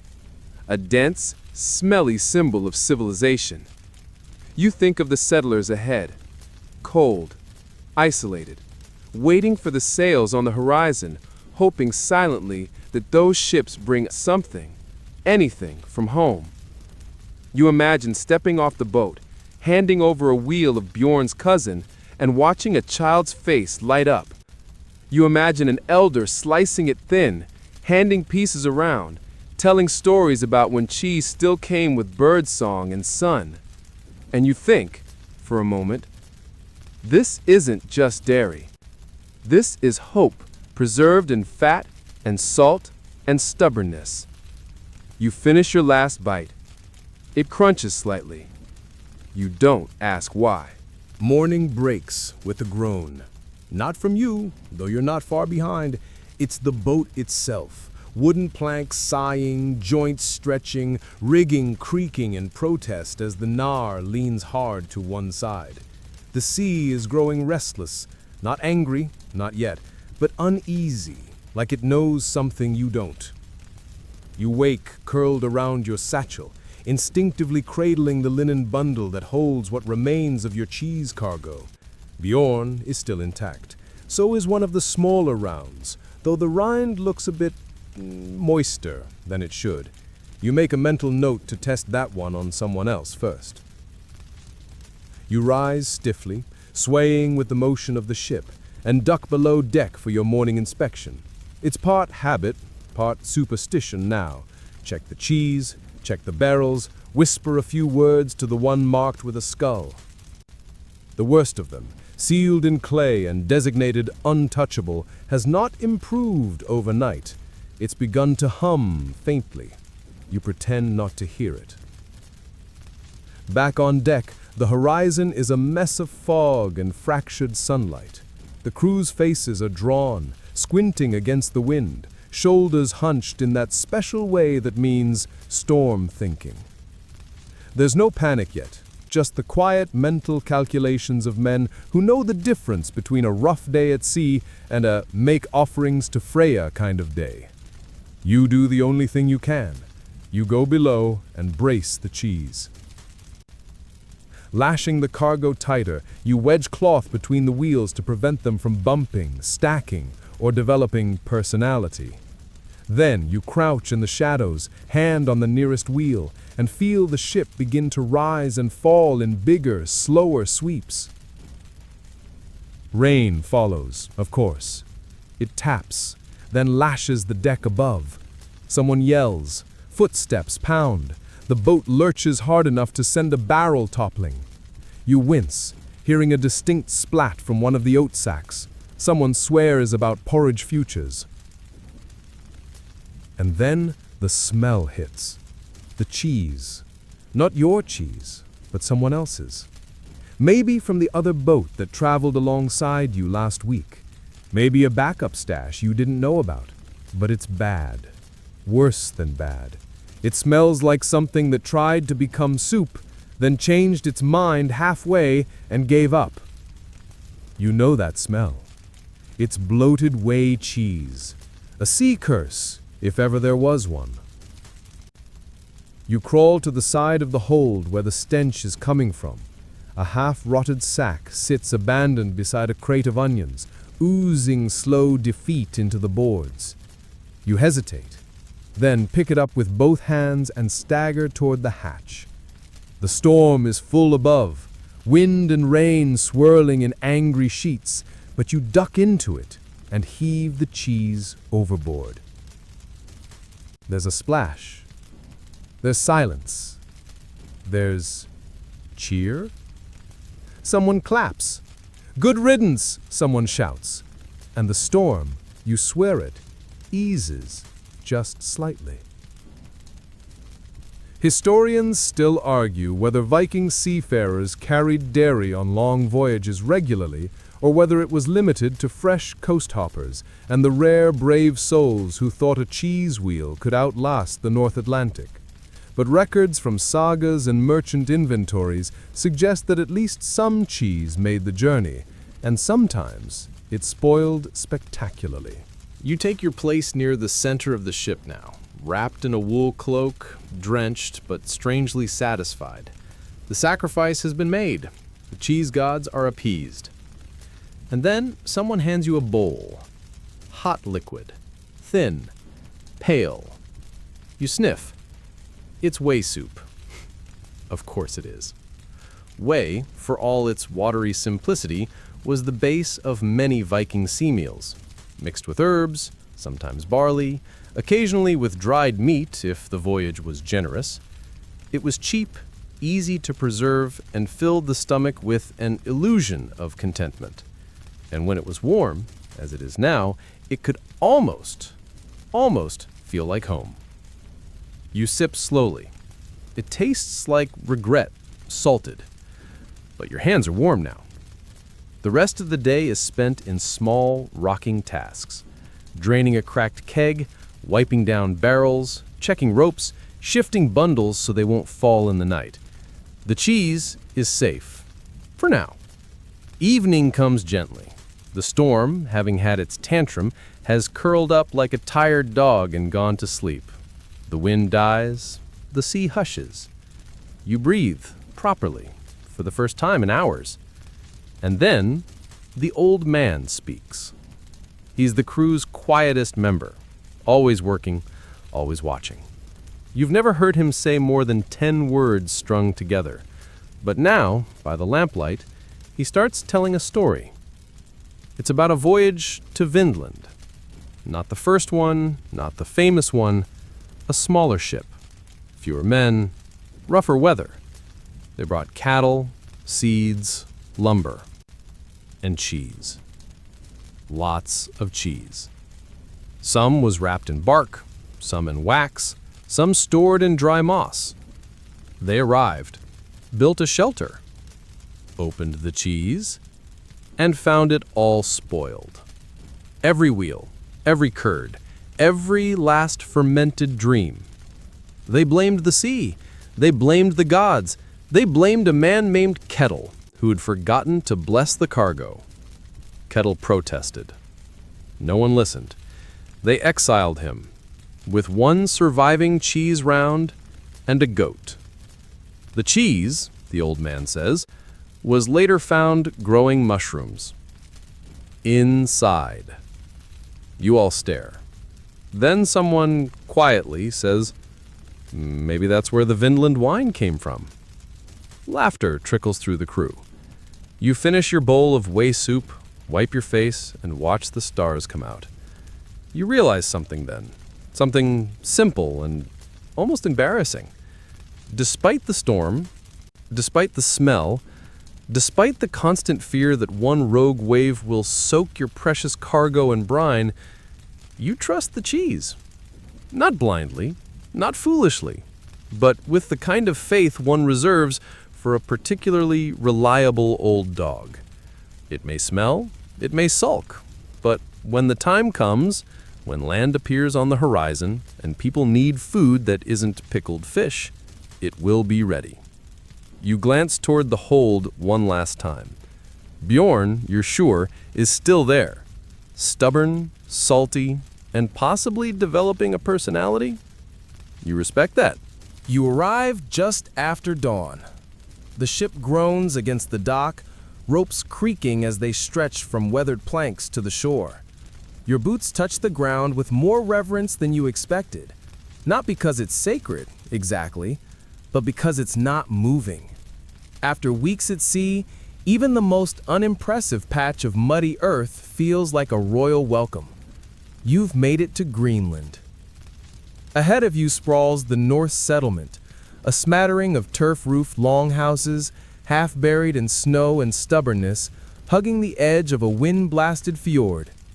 Smoke rises from chimneys. Sheep bleat somewhere unseen. A dog trots past with something unidentifiable in its mouth. Your breath clouds in the cold air as you glance back at the ship. The crew is already hauling barrels and crates onto land. You, however, have a more delicate task. You reach down and gently, lovingly, lift the cloth-wrapped wheel of Bjorn. He's cold to the touch, heavy as always, still holding his shape, still smelling assertively. You carry him like a gift, because here, cheese is currency. You step through the slush, following a narrow path toward the longhouse of the settlement's leader, or at least the closest thing to one. A tall man with the beard of a scholar and the posture of someone who's fought too many snowdrifts opens the door before you knock. You nod. From Iceland. He nods back. We hoped. You unwrap the cheese like it's treasure, because in a way it is. He inspects it carefully, sniffs, taps the rind, breaks off a shard and places it on his tongue. He chews, waits, then smiles. You exhale for the first time in what feels like days. He leads you inside, where warmth hits you like a second sunrise. The hearth is already roaring. A woman is stirring something thick in a pot. A child stares at you, wide-eyed, until their mother gently turns their head. The leader places the cheese on a low table. "We've been out for a month," he says almost apologetically. "The last wheel cracked in the cold. The others, well, you know. You've seen things." They pass you a bowl of thin stew, mostly seal meat and barley, and a slice of something that resembles bread if you squint. You sit near the fire, still holding your gloves, letting your toes thaw one at a time. Around you, voices hum low. A few people lean in, sniff the cheese again, whisper. Someone says something about the good kind, and you allow yourself a flicker of pride. But then the talk shifts, and suddenly you're hearing complaints. Not about your cheese, thank Odin, but about dairy in general. Apparently, the winter's been brutal. The cows are thin. One died. The other two are barely producing enough milk for Skyer, let alone butter or cheese. They've been mixing sheep milk with seawater just to stretch the yield. And worse, much worse, they've had to start rationing what little cheese they have left. You glance around the room. The faces are pale, drawn. Children are quieter than you remember. Elders stare into their bowls with too much familiarity. It hits you. This isn't just hunger. This is class. Back in Iceland, dairy was everywhere. Even poor farms had sky. Some had to thin it with water, sure, or bury it in bogs too long, but at least there was something. Here in Greenland, cheese means wealth. Cheese means status. The leader, his name's Eric, of course, explains that those with enough cows keep cheese hidden, wrapped in cloth, buried under floorboards, brought out only for guests or feast days. Once, someone used cheese to settle a lawsuit over stolen sheep. Another time, it was offered as part of a bride price. In Greenland, cheese is currency and class. Historians still argue whether Viking societies formally ranked families based on livestock, but law codes and sagas suggest that wealth was often measured in cattle count. A man with 10 cows could afford to marry. A man with none? Not likely. Cows gave milk, which gave food, which gave power. And cheese, solid, portable, preservable, was the most visible proof of that wealth. You stare at Bjorn, now sitting proudly on a wooden shelf beside a bundle of smoked fish. He glows faintly in the firelight. You sip your stew. It is tolerable. Later that evening, you're invited to a cheese sharing circle. No, really. Everyone gathers around and Eric brings out the wheel again. They unwrap it like a holy relic. It's sliced with a bone-handled knife, each wedge served on a flat piece of bark. No one eats right away. They hold their slices, smell them. Some even close their eyes. Then, as if on cue, they begin. And something strange happens. They talk. Not just about the cheese, but because of it. One woman tells a story about her grandmother's cheese cave. Another remembers a cheese fight between siblings involving curds in a bucket. Someone jokes about the time they mistook bog butter for soap. You laugh. So do they. The room grows warmer, not just from the fire, but from shared memory. Food, after all, is language. And cheese, in this place, is grammar, punctuation, and poetry all rolled into one dense, salty wheel. A young boy beside you asks, "Do you think we'll have cows next year?" You look at Eric. He doesn't answer, because that's the real problem. It's not just the lack of cheese. It's the fear that the cows won't make it, that the long winter, The poor pastures and the dwindling ships from Iceland will leave them without the foundation of their food system. Without cows, there is no milk. Without milk, no skyr. Without skyr, just seal meat and silence. You feel the weight of that silence now. It's not your job to fix it. You brought what you could. But still, as you lie down on a borrowed straw mat, wrapped in a blanket that smells faintly of fish and juniper, you find yourself whispering a quiet wish to the gods you only half believe in. Let the cows live. Let the milk come. Let the cheese survive. Because in a place like this, dairy isn't just diet, it's hope. Wrapped in rind, pressed into shape, salted for the hard times. Morning arrives in Greenland, not with birdsong, but with the sound of grumbling. Deep, low, communal grumbling. Not from the people, well, not just them, but from the cows. Yes, the few cows of the settlement, huddled together in the half-buried barn at the edge of the longhouse cluster, are making their displeasure known. They're cold, they're hungry, and they are, without a doubt, militantly unimpressed with their current conditions. You pull on your boots and trudge through frost-laced mud to the barn. Your breath hangs in the air like ghost steam. The sun hasn't quite risen, and your fingers already feel like stiff twigs. You open the barn door slowly. Inside, the smell is immediate. It's that potent blend of animal musk, frozen manure, and the unmistakable sharpness of cow panic. A few heads lift at your arrival. One of the cows lows long and slow, as if reciting a complaint. Another flicks her tail like she's considering protest. There's no milk this morning. You don't need to check the pails to know. The cows are gaunt, their udders shrunken. Even with hay and warmth, they've been pushed to their limits by months of poor pasture and relentless cold. You kneel beside one anyway, try a few tentative squeezes. A thin stream trickles into the bucket. Enough to make tea. Maybe. You sit back on your heels and sigh. This is the dark edge of dairy life, the part no one sings about. No heroic saga is composed about feeding undernourished cows and rationing moldy cheese.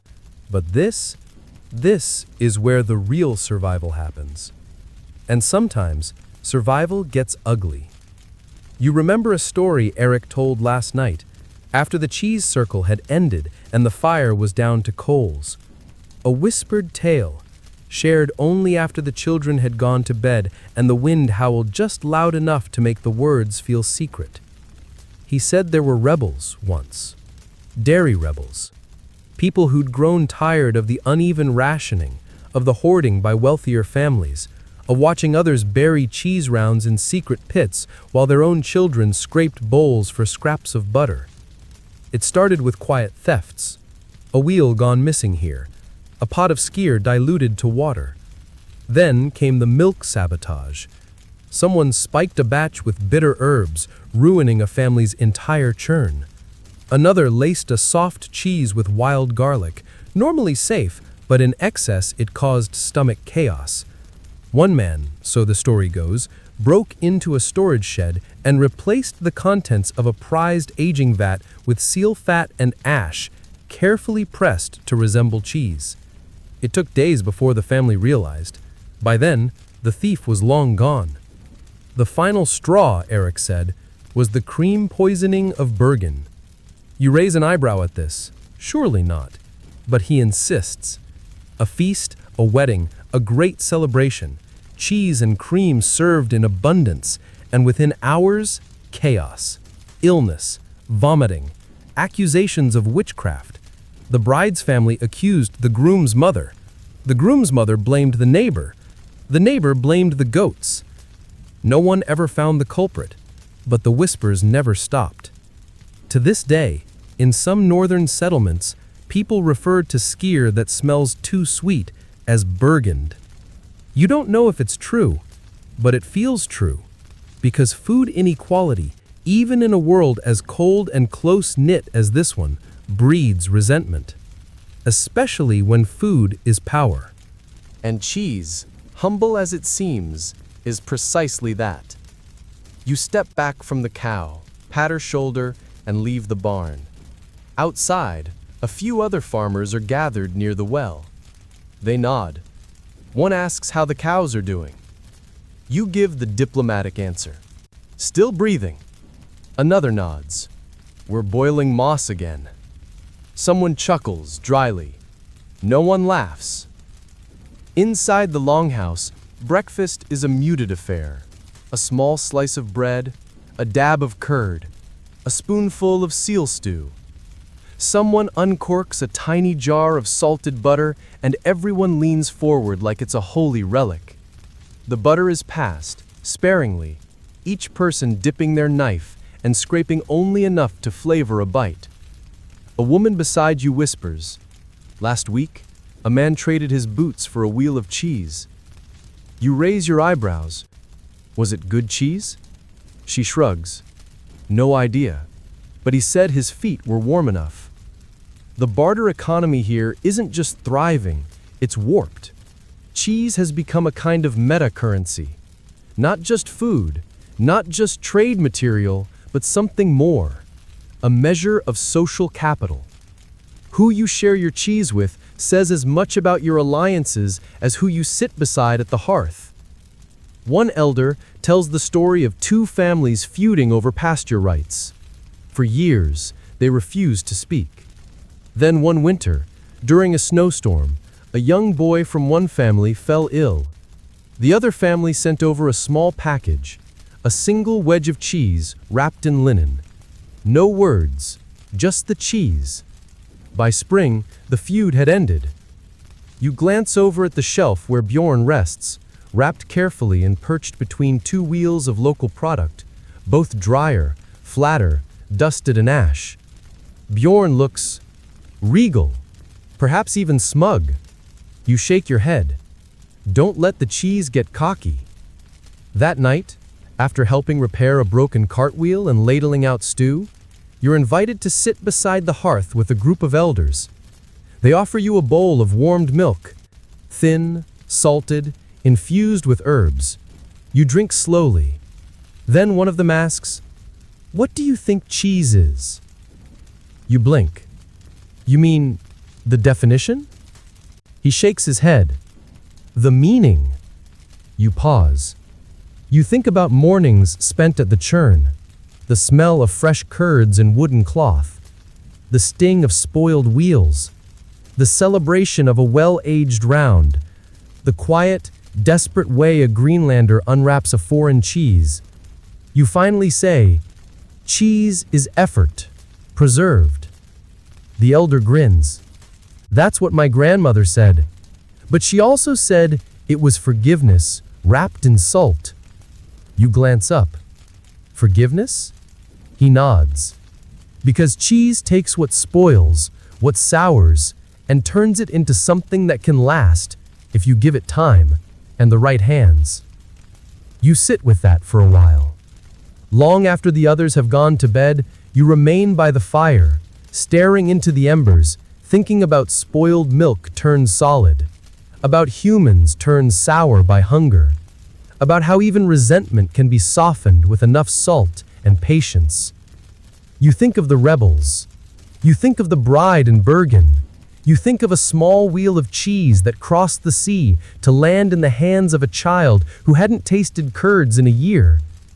And you wonder if centuries from now, someone will find a wheel in the ground, intact, pale, wrapped in birch bark, and ask, "Who left this behind?"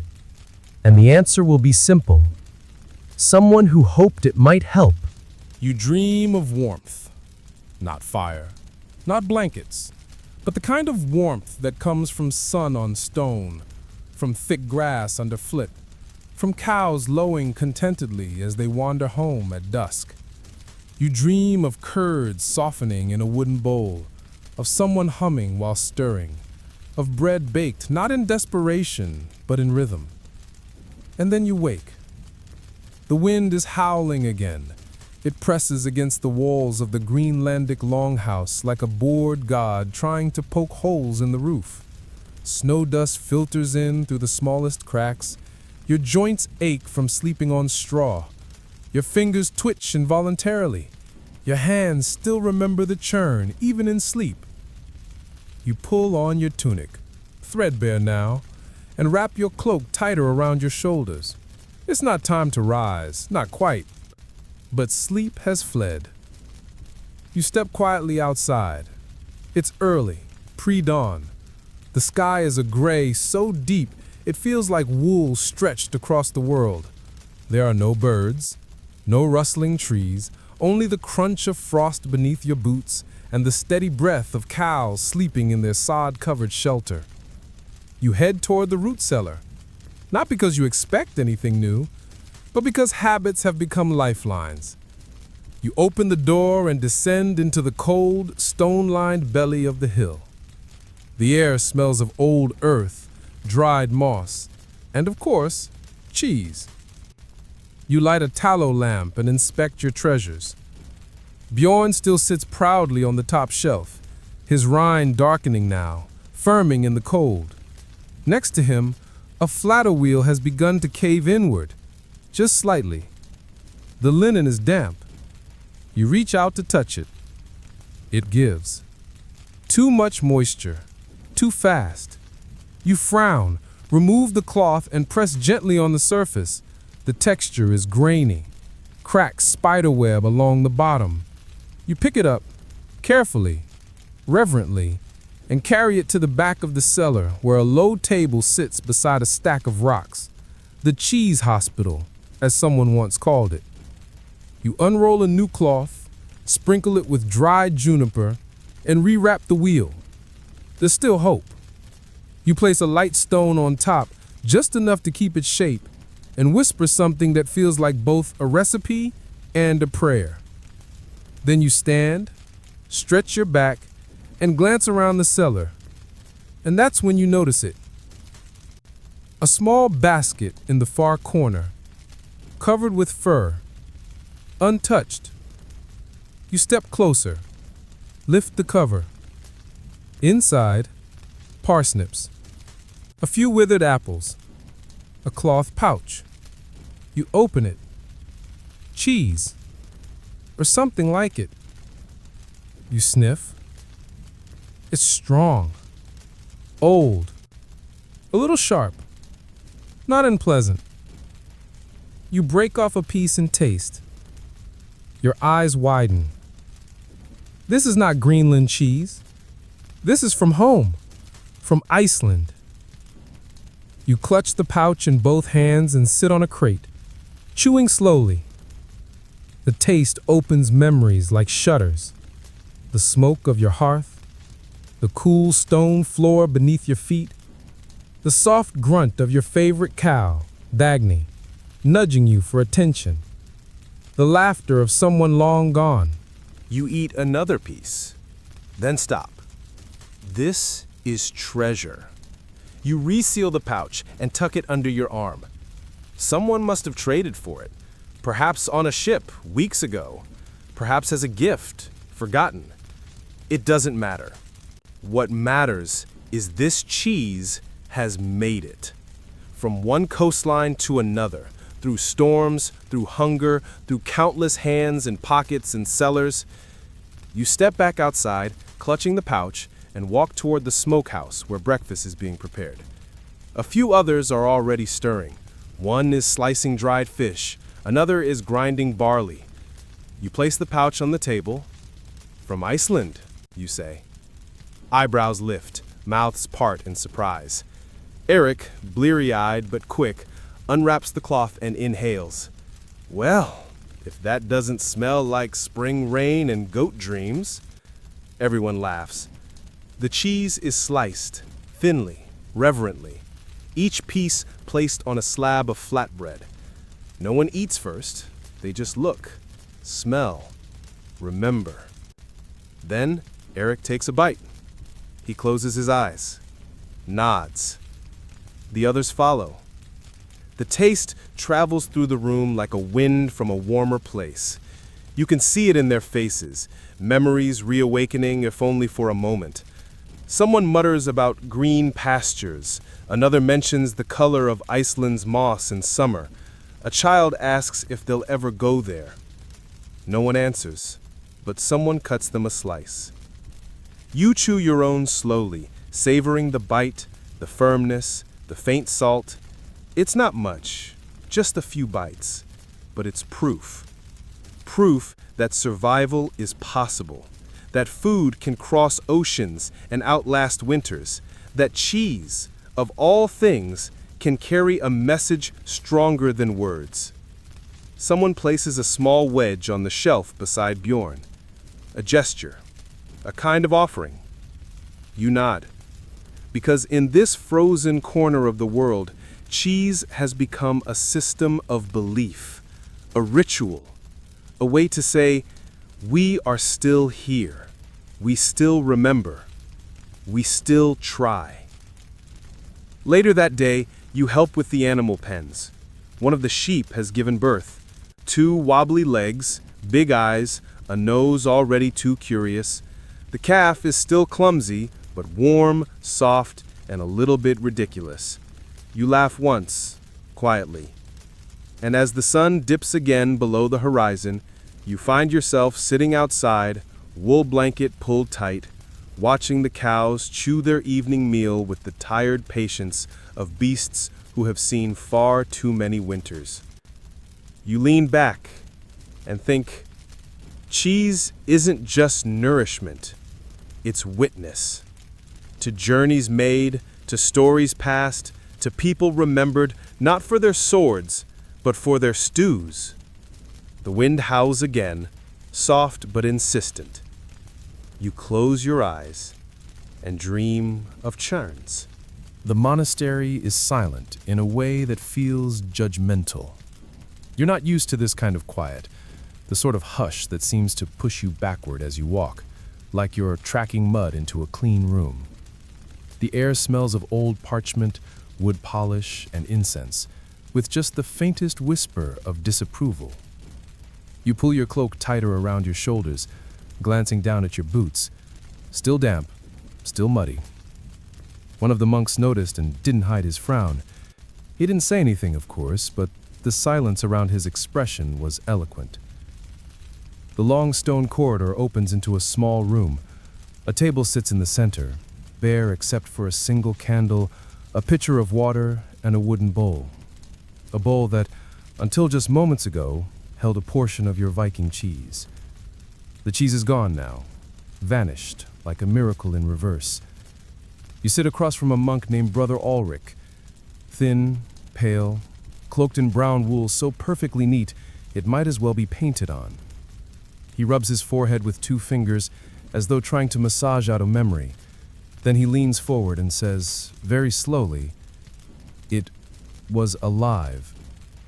You try to smile. "It's aged." It bit back. You nod. That's how you know it's ready. He closes his eyes and murmurs something in Latin, possibly a prayer, possibly a curse.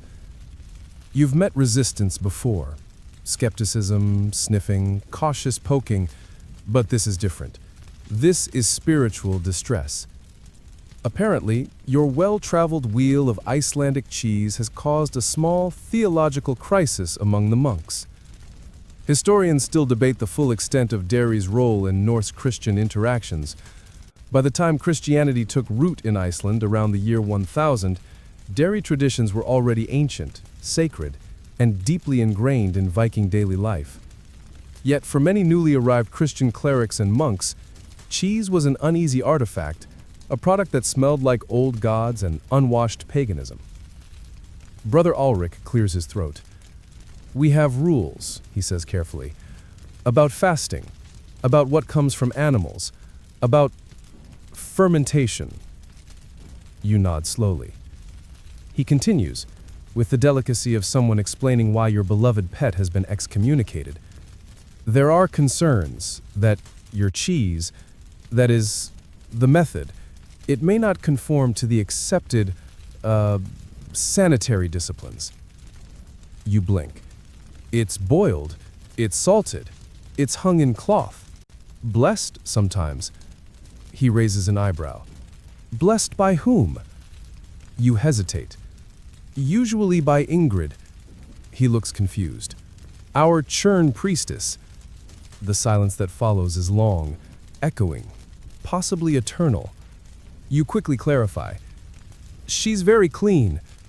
It doesn't help. You're escorted outside shortly after. Politely. Firmly. Back in the sunlight, you breathe in relief. You never realized how oppressive spotless stone walls could feel. Out here, even the smell of the goat pen feels like an old friend. You hadn't come here to convert anyone, of course, just to trade. Monks have honey, parchment, dried herbs. You have cheese. It should have been simple, but it wasn't. Because for all the quiet reverence of monastic life, the cheese shattered their system. You walk back toward the village slowly, thinking. The friction between Norse dairy culture and early Christianity was subtle but real. For Viking farmers, milk and curds were life, soul, and pride. For monks trained in continental fasting cycles and strict kitchen discipline, they were suspicious. There are records, written grudgingly by some early Icelandic clerics, that complain of the persistent presence of pagan cheese in feasts and seasonal gatherings. One monk even called it the devil's milk preserved in sacks. To be fair, the sacks probably didn't help. You arrive at the edge of the village and find Eric waiting near the goat pen, arms crossed. "How'd it go?" he asks. You gesture vaguely. "They didn't die." "That's something." "They said the cheese was unsettling." "They're monks. Water unsettles them." You both sit on a stone wall, staring at a bucket for a while. Then Eric grins. "I remember a wedding years ago," he says. "The priest refused to bless the couple unless they promised to leave the skyr off the table. What'd they do? They left the priest off the table instead." You laugh. Because that's the thing. Dairy was more than diet. It was identity. Even as Christianity spread, it couldn't entirely suppress the old rhythms. People might attend Mass, but afterward, they'd gather around hearths, pass around wooden bowls of curds, and whisper stories about Freyr blessing their cows. It wasn't rebellion. It was memory, preserved in taste, texture, smell. You stand and walk to the storage hut where your last few wheels are aging. You open the door and pause. Because inside, resting on a small square of cloth, is a new cheese. Not one of yours. It's smaller, firmer. The rind is smooth, almost polished. You lift it gently, inspect the cloth. Tucked underneath is a folded piece of parchment smudged with soot. It reads, "Forgive my reaction. The fault was mine, not the cheese's. May this offering be received in peace. Brother Alrek." You smile. Because that is what cheese does. It divides. It offends. It challenges palates and piety alike. But it also connects. You unwrap the monk's cheese, slice it, taste. It's good, mild, clean, slightly boring. You love it. That night you bring it to the hearth and offer slices to the others. No one gags. No one whispers about runes. Someone says it tastes like church dust. Everyone laughs. And for one soft, quiet evening, the old world and the new sit side by side on a wooden platter. The wind off the fjord is sharp again today, whistling through the stone foundations of the settlement like a gossip eager to share news. It nips at your ears as you stand outside the longhouse, watching the mist drift low over the hills. Somewhere behind you, a chicken is squawking at absolutely nothing, and someone is trying, badly, to fix a leaking roof with strips of old cloth and despair. You're on your way to the shed near the old pine tree, the one leaning just a bit to the west, as if tired of the wind. Inside the shed is a box. And inside that box is something rare, something unexpected. A spoon. But not just any spoon. It's carved from birch, worn smooth at the edges, and stained a soft golden brown from years of use. The handle is etched with runes, not fancy ones, just short strokes, angular and honest. You run your fingers over the symbols as you sit down on the log outside the shed. You recognize one or two letters, a name perhaps, maybe a charm, maybe a recipe. This spoon belonged to someone long dead, who, based on the wear pattern near the bowl and the faint, consistent smell of dairy clinging to it, was very likely a cheesemaker. You smile to yourself. Another ghost with curds in their soul. You bring the spoon inside the longhouse. Eric's there, trimming fat from a leg of mutton. He glances up. You find another relic? You hold it out. He inspects it like a jeweler with a gemstone. It's been used, he says. A lot. Then he flips it over. There, near the end of the handle, is a barely visible scratch, a spiral, carved so lightly it might have been accidental. But you've seen spirals before, on recipe slates, etched into cheese molds, even painted on the underside of a churn lid. It means start again. You wonder briefly what this spoon helped create. Was it for measuring milk? For stirring curds? For scooping soft cheese onto flatbread during a spring feast? Was it part of a secret recipe? Something lost to time and snow? Historians often ignore objects like this. They want swords, shields, goblets, things that gleam, things that kill. But this spoon fed people. And feeding people in the Viking world might have been the most radical act of all. Later that day, you visit one of the oldest settlers in the village, Sigrid. Her hands are more bone than skin, but her eyes are still sharp enough to spot a cracked cheese rind from across a room. She sits in a corner by the fire, wrapped in blankets that seem to have aged with her. You show her the spoon. She doesn't speak for a while, just turns it in her hands, then holds it close to her nose and inhales. Finally, she says, "This belonged to Hala." You blink. You knew her? She nods once. She made cheese that didn't squeak. You frown. Squeak? You know, when it squeaks against your teeth, she says. Annoying. Hers never did. It melted like warm dreams. You grin. Sigrid tells you that Hala used to sing while she stirred. Not hymns, not sagas, just long, meandering, wordless melodies that match the rhythm of the ladle. People said it helped the milk behave. You ask if she remembers any recipes. She thinks, then shrugs. No, but I remember how she made her salt crust. Crushed dried kelp, not just sea salt. It kept better. Tasted different. You write it down. Because this, right here, is your new obsession. Forgotten cheese recipes. You spend the next several days collecting them, one whisper at a time. Not written recipes, those are rare, but gestures, memories, habits passed down in hands, not ink. A man in his 40s tells you his grandmother used to age cheese in birch bark tubes sealed with goose fat. Another insists his uncle used pine ash in the press mold to give the cheese a smoky flavor. A teenage girl shyly reveals that her mother sometimes mixed in ground juniper berries for feasts. Each one adds to your notebook. Really just a stack of scratched slate and stained scraps of parchment tied with string. You start testing them. You make one batch with salt and vinegar and nettle leaf, too sour. Another with honey and a dash of seaweed. Better, but oddly sweet. You try the juniper trick. Success. A firm, fragrant cheese that smells like the forest and stings your tongue just enough to make you believe in fate. People begin to notice.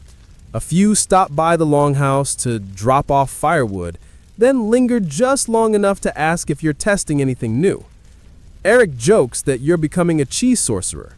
You counter that you prefer the term fermentation artist. They laugh. But there's something behind it, something hopeful. Because in this land where food is scarce and flavor even scarcer, your experiments are beginning to spark curiosity. Not just hunger, but interest.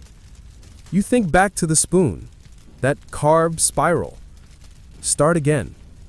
Maybe that's what this is. Not a return to old recipes, but a revival, a reinterpretation. You're not copying the past, you're listening to it. And as you cut a new wheel, smoked, ash rubbed, and aged on straw, you realize this isn't just about cheese anymore. It's about remembering through making.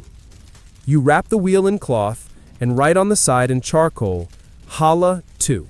Not a copy, a continuation. The next day, a child shows up with a spoon, her own, carved clumsily, etched with shapes she won't explain. She asks if she can help.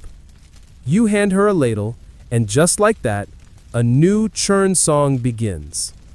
The days are longer now. Barely. But it's enough. Just enough to let you squint at the sky around what used to be midday darkness and say, maybe. Maybe the worst of the cold has passed. Maybe the cows will start giving more milk soon. Maybe the snow will melt before the bottom shelves of the cellar collapse. Hope, in Viking Greenland, arrives in inches. This morning, you sit outside the longhouse, bundled in every scrap of wool you can find, staring at a slab of wood propped across your knees.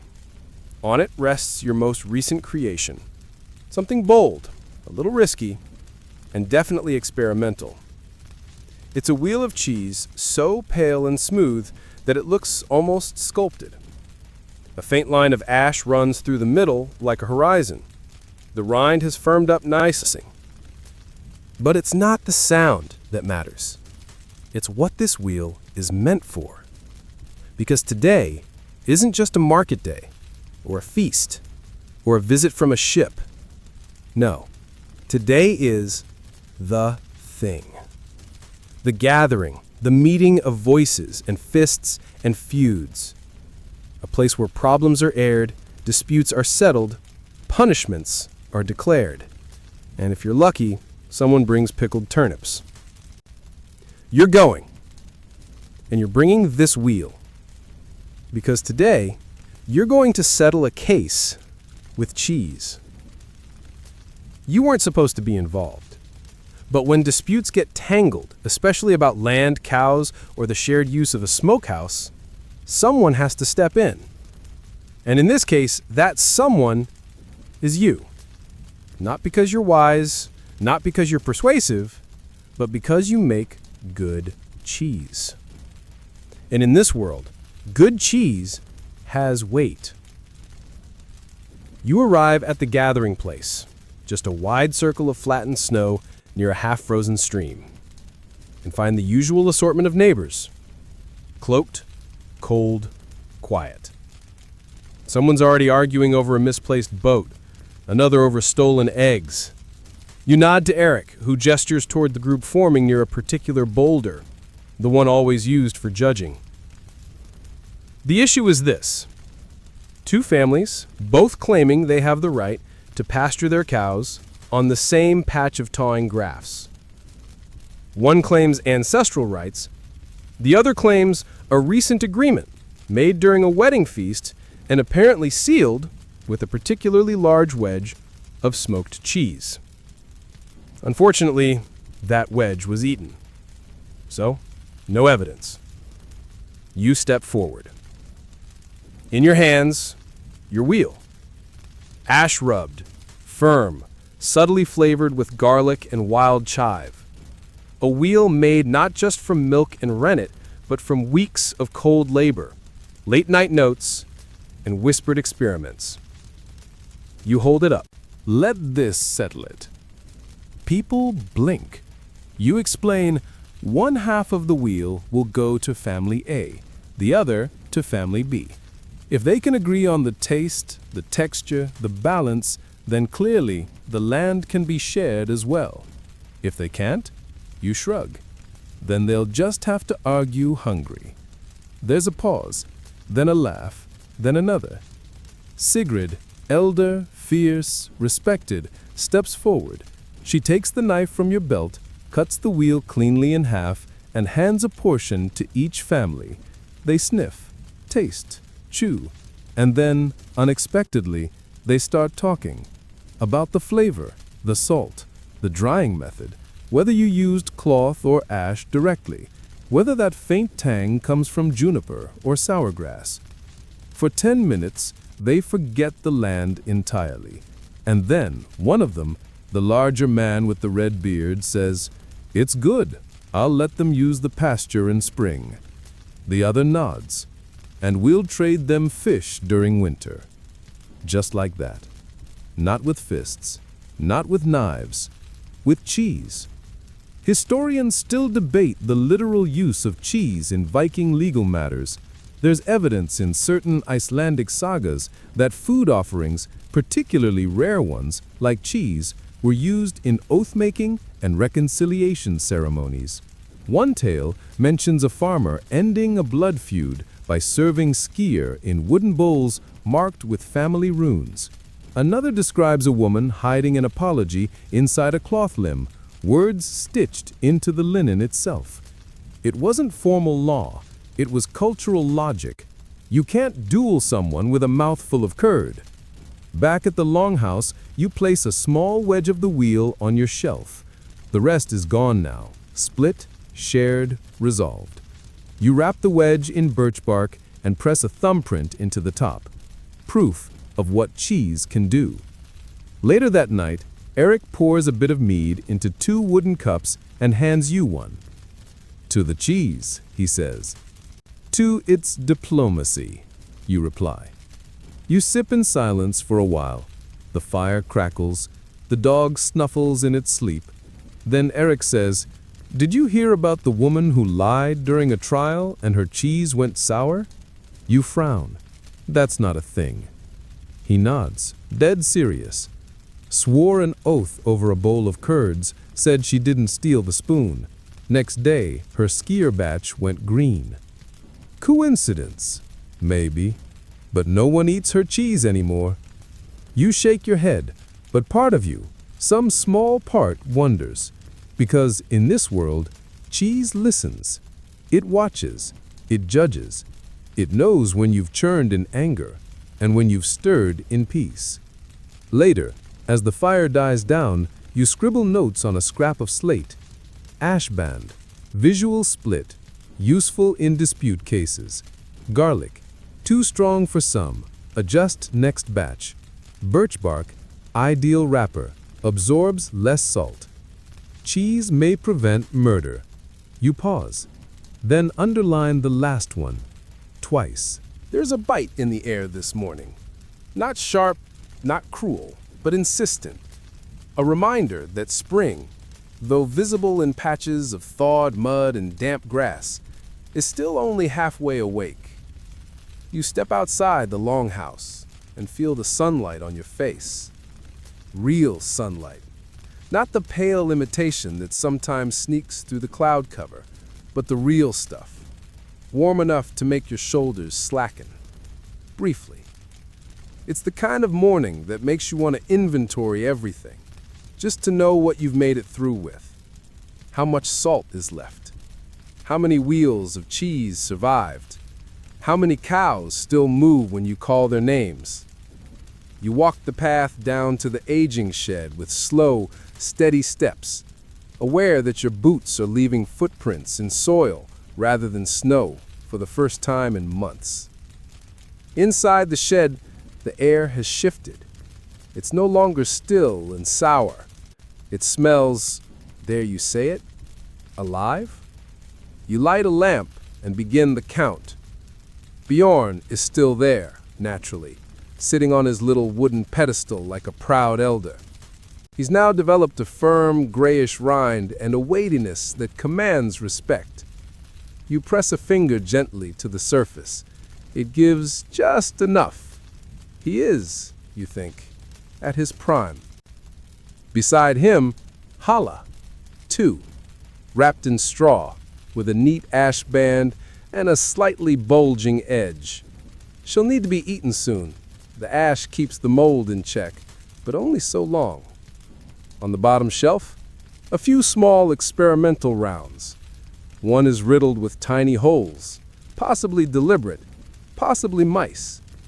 One is a strange hue of blue-green that you suspect wasn't in the original plan. You mark that one with a stick and move on. And then, at the very back, you find the twins. Two identical wheels from the same batch, pressed on the same day, wrapped in the same cloth. You'd forgotten them. They'd been left behind during a cellar reshuffle, tucked behind a crate of pickled radishes. You lift them carefully, inspecting for cracks, mold, dryness. Perfect. You grin. Today feels like a good cheese day. Back in the longhouse, others are stirring. Eric is trying to repair a ladder. Someone else is arguing with a goat. A child is singing a song about butter and ghosts that you can't quite follow, but it rhymes and involves a haunted churn, so you approve. You place one of the twins on the table and cut a wedge. The knife slides in cleanly, the interior firm and pale with just enough crumble. You take a bite. Nutty, sharp, with that subtle grassy tang that only comes from cows fed on half-thawed pasture and raw patience. You hand slices to the others. They eat without ceremony, but with real appreciation. Someone makes a satisfied noise. Eric raises a hand in salute. Later, while you're rinsing curds in a wooden bowl by the stream, a neighbor approaches. He's new to the settlement, arrived in the last month with a thin goat and a thicker accent. You don't know much about him yet, other than that he's quiet and wears a cloak that's obviously been patched by someone who loves him. He sits beside you. After a long silence, he says, "You make good cheese." You nod. "Thanks." Another pause.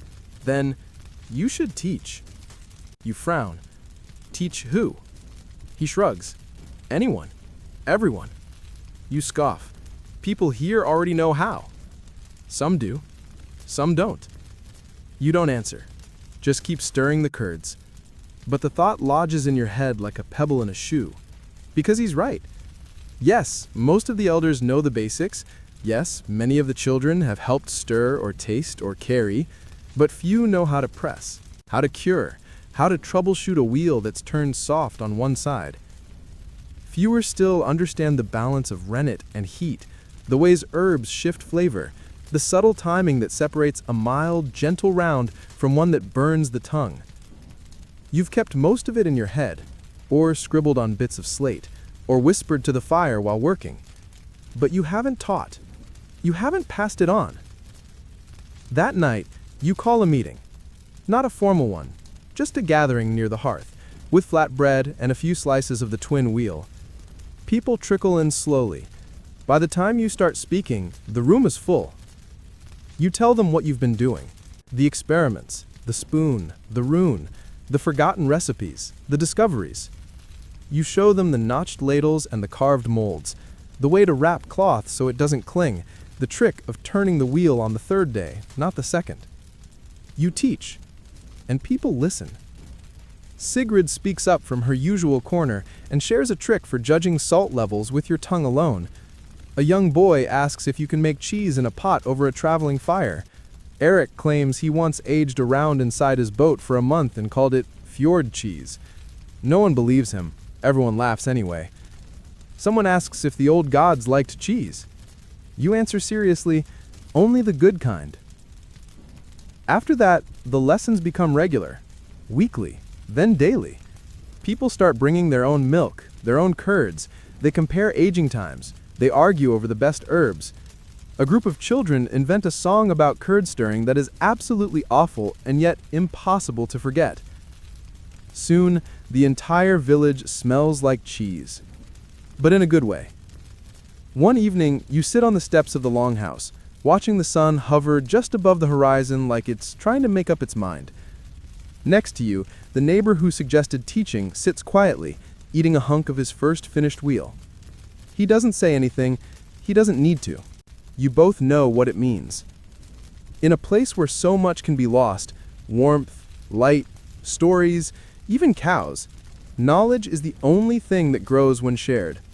And cheese, humble as it is, has become the proof. You glance back at the longhouse, where dozens of wheels now rest in baskets, on shelves, wrapped in bark, pressed in clay. Some are perfect, some are disasters. All are alive with effort. You stand, stretch, and head inside. Tomorrow, you'll teach how to smoke them. But tonight, you'll dream of spoons. You wake to the sound of someone singing. It's not a hymn, not a saga, not even in words you fully recognize. It's more like a melody hummed into the bones of the house, stitched into the morning air, rising with the steam from a pot of warm milk on the hearth. You sit up slowly. Your joints creak like old wooden barrels, but there's no rush today. Outside, the wind is still, and the light that filters through the wall slats is golden, soft and forgiving. Someone has stoked the fire already. You can smell it, ash and milk, and the faint buttery tang of melting curds. It's the perfect day for cheese. You shuffle toward the hearth, pulling your cloak close, and find two children crouched over a bowl, their sleeves rolled up, arms dusted with salt and whey. They glance up at you with the same wide grin, mischief and pride all tangled together. "We started without you," one says. You pretend to frown. "Unacceptable." They laugh. You pull up a stool and settle beside them, watching as they knead the curds into shape. Their hands are clumsy, but eager. They whisper to each other as they work, something about how this batch will be better than Eric's, who they claim always forgets to turn the wheels on day 4. You don't correct them, mostly because they're right. Instead, you take a bit of the curd and press it gently between your fingers. It's soft, a little too wet, but with time and care, it'll become something worth slicing, something worth remembering. It's taken seasons, maybe years to get here. But now, cheese isn't just your work, it's everyone's. As the morning goes on, more people drift in. Some bring their own batches, wrapped in cloth and carried in baskets. Others come to talk, to argue gently about salting techniques or aging temperatures. Someone brings a new type of herb, sharp and green, and insists it'll change everything. Someone else spills a bowl of whey and curses like it's the end of the world. It isn't. In the corner, Sigrid sits in her usual chair, eyes half-lidded, humming a tune that sounds suspiciously like the old churn song you invented 3 months ago. She doesn't admit it, of course. Claims she made it up during a blizzard. You let her have it. Eric wanders in last, carrying a wheel the size of a helmet. "Presenting," he announces grandly, "the greatest cheese in the North." No one reacts. He shrugs, slices it open, and hands out wedges. It's decent. Could use more salt. The day unfolds in waves, kneading, shaping, wrapping, laughing. The longhouse hums with movement, like a beehive made of wool and bread and good intentions. And underneath it all, the unmistakable smell of dairy optimism. By afternoon, the floorboards are sticky, the table is crowded, and the shelves are full. You run out of cloth and start wrapping wheels in clean scraps of tunic. No one minds. It's a good problem to have. You step outside for a moment. Just a moment. The air is crisp, but warm enough to loosen your shoulders. In the distance, you can see a few cows grazing lazily near the thawed stream. Someone has carved a small cheese mold from driftwood and left it on the fence post to dry. It's crude, but functional. You smile. You think back to the first wheel you made here, back when everything smelled like desperation, and the future was a thing no one dared imagine too clearly. Back when you wondered whether cheese had a place in this land at all. Turns out, it did. Not just as food, not just as trade, but as a thread. Something that wound its way through cold seasons and cracked soil, across arguments and rituals, past gods and monks and ghosts and goats, connecting people who didn't always have the words for what they needed, but knew how to share a slice. You head back inside, brushing the last of the chill from your sleeves. And just before dusk, as the last wheel is pressed and labeled and placed on its aging shelf, you lift your spoon, the old one, the one with the spiral, and hang it on the peg above the hearth. Not because you're done, but because now you're not the only one holding it anymore. The spoon belongs to all of them now. So does the cheese. And as twilight folds its quiet arms around the longhouse, and the smell of cooked barley and fresh whey lingers in the air like a benediction, you sit with a mug of warm milk, watch the fire dance, and let your eyelids grow heavy. You've built something. Not a monument, not a saga, just a world held together by patience, salt, laughter, and 1,000 tiny curds. And really, that's enough. So now, as the stars begin to appear, one by one, blinking gently over the edge of the quiet fjord, you let yourself drift.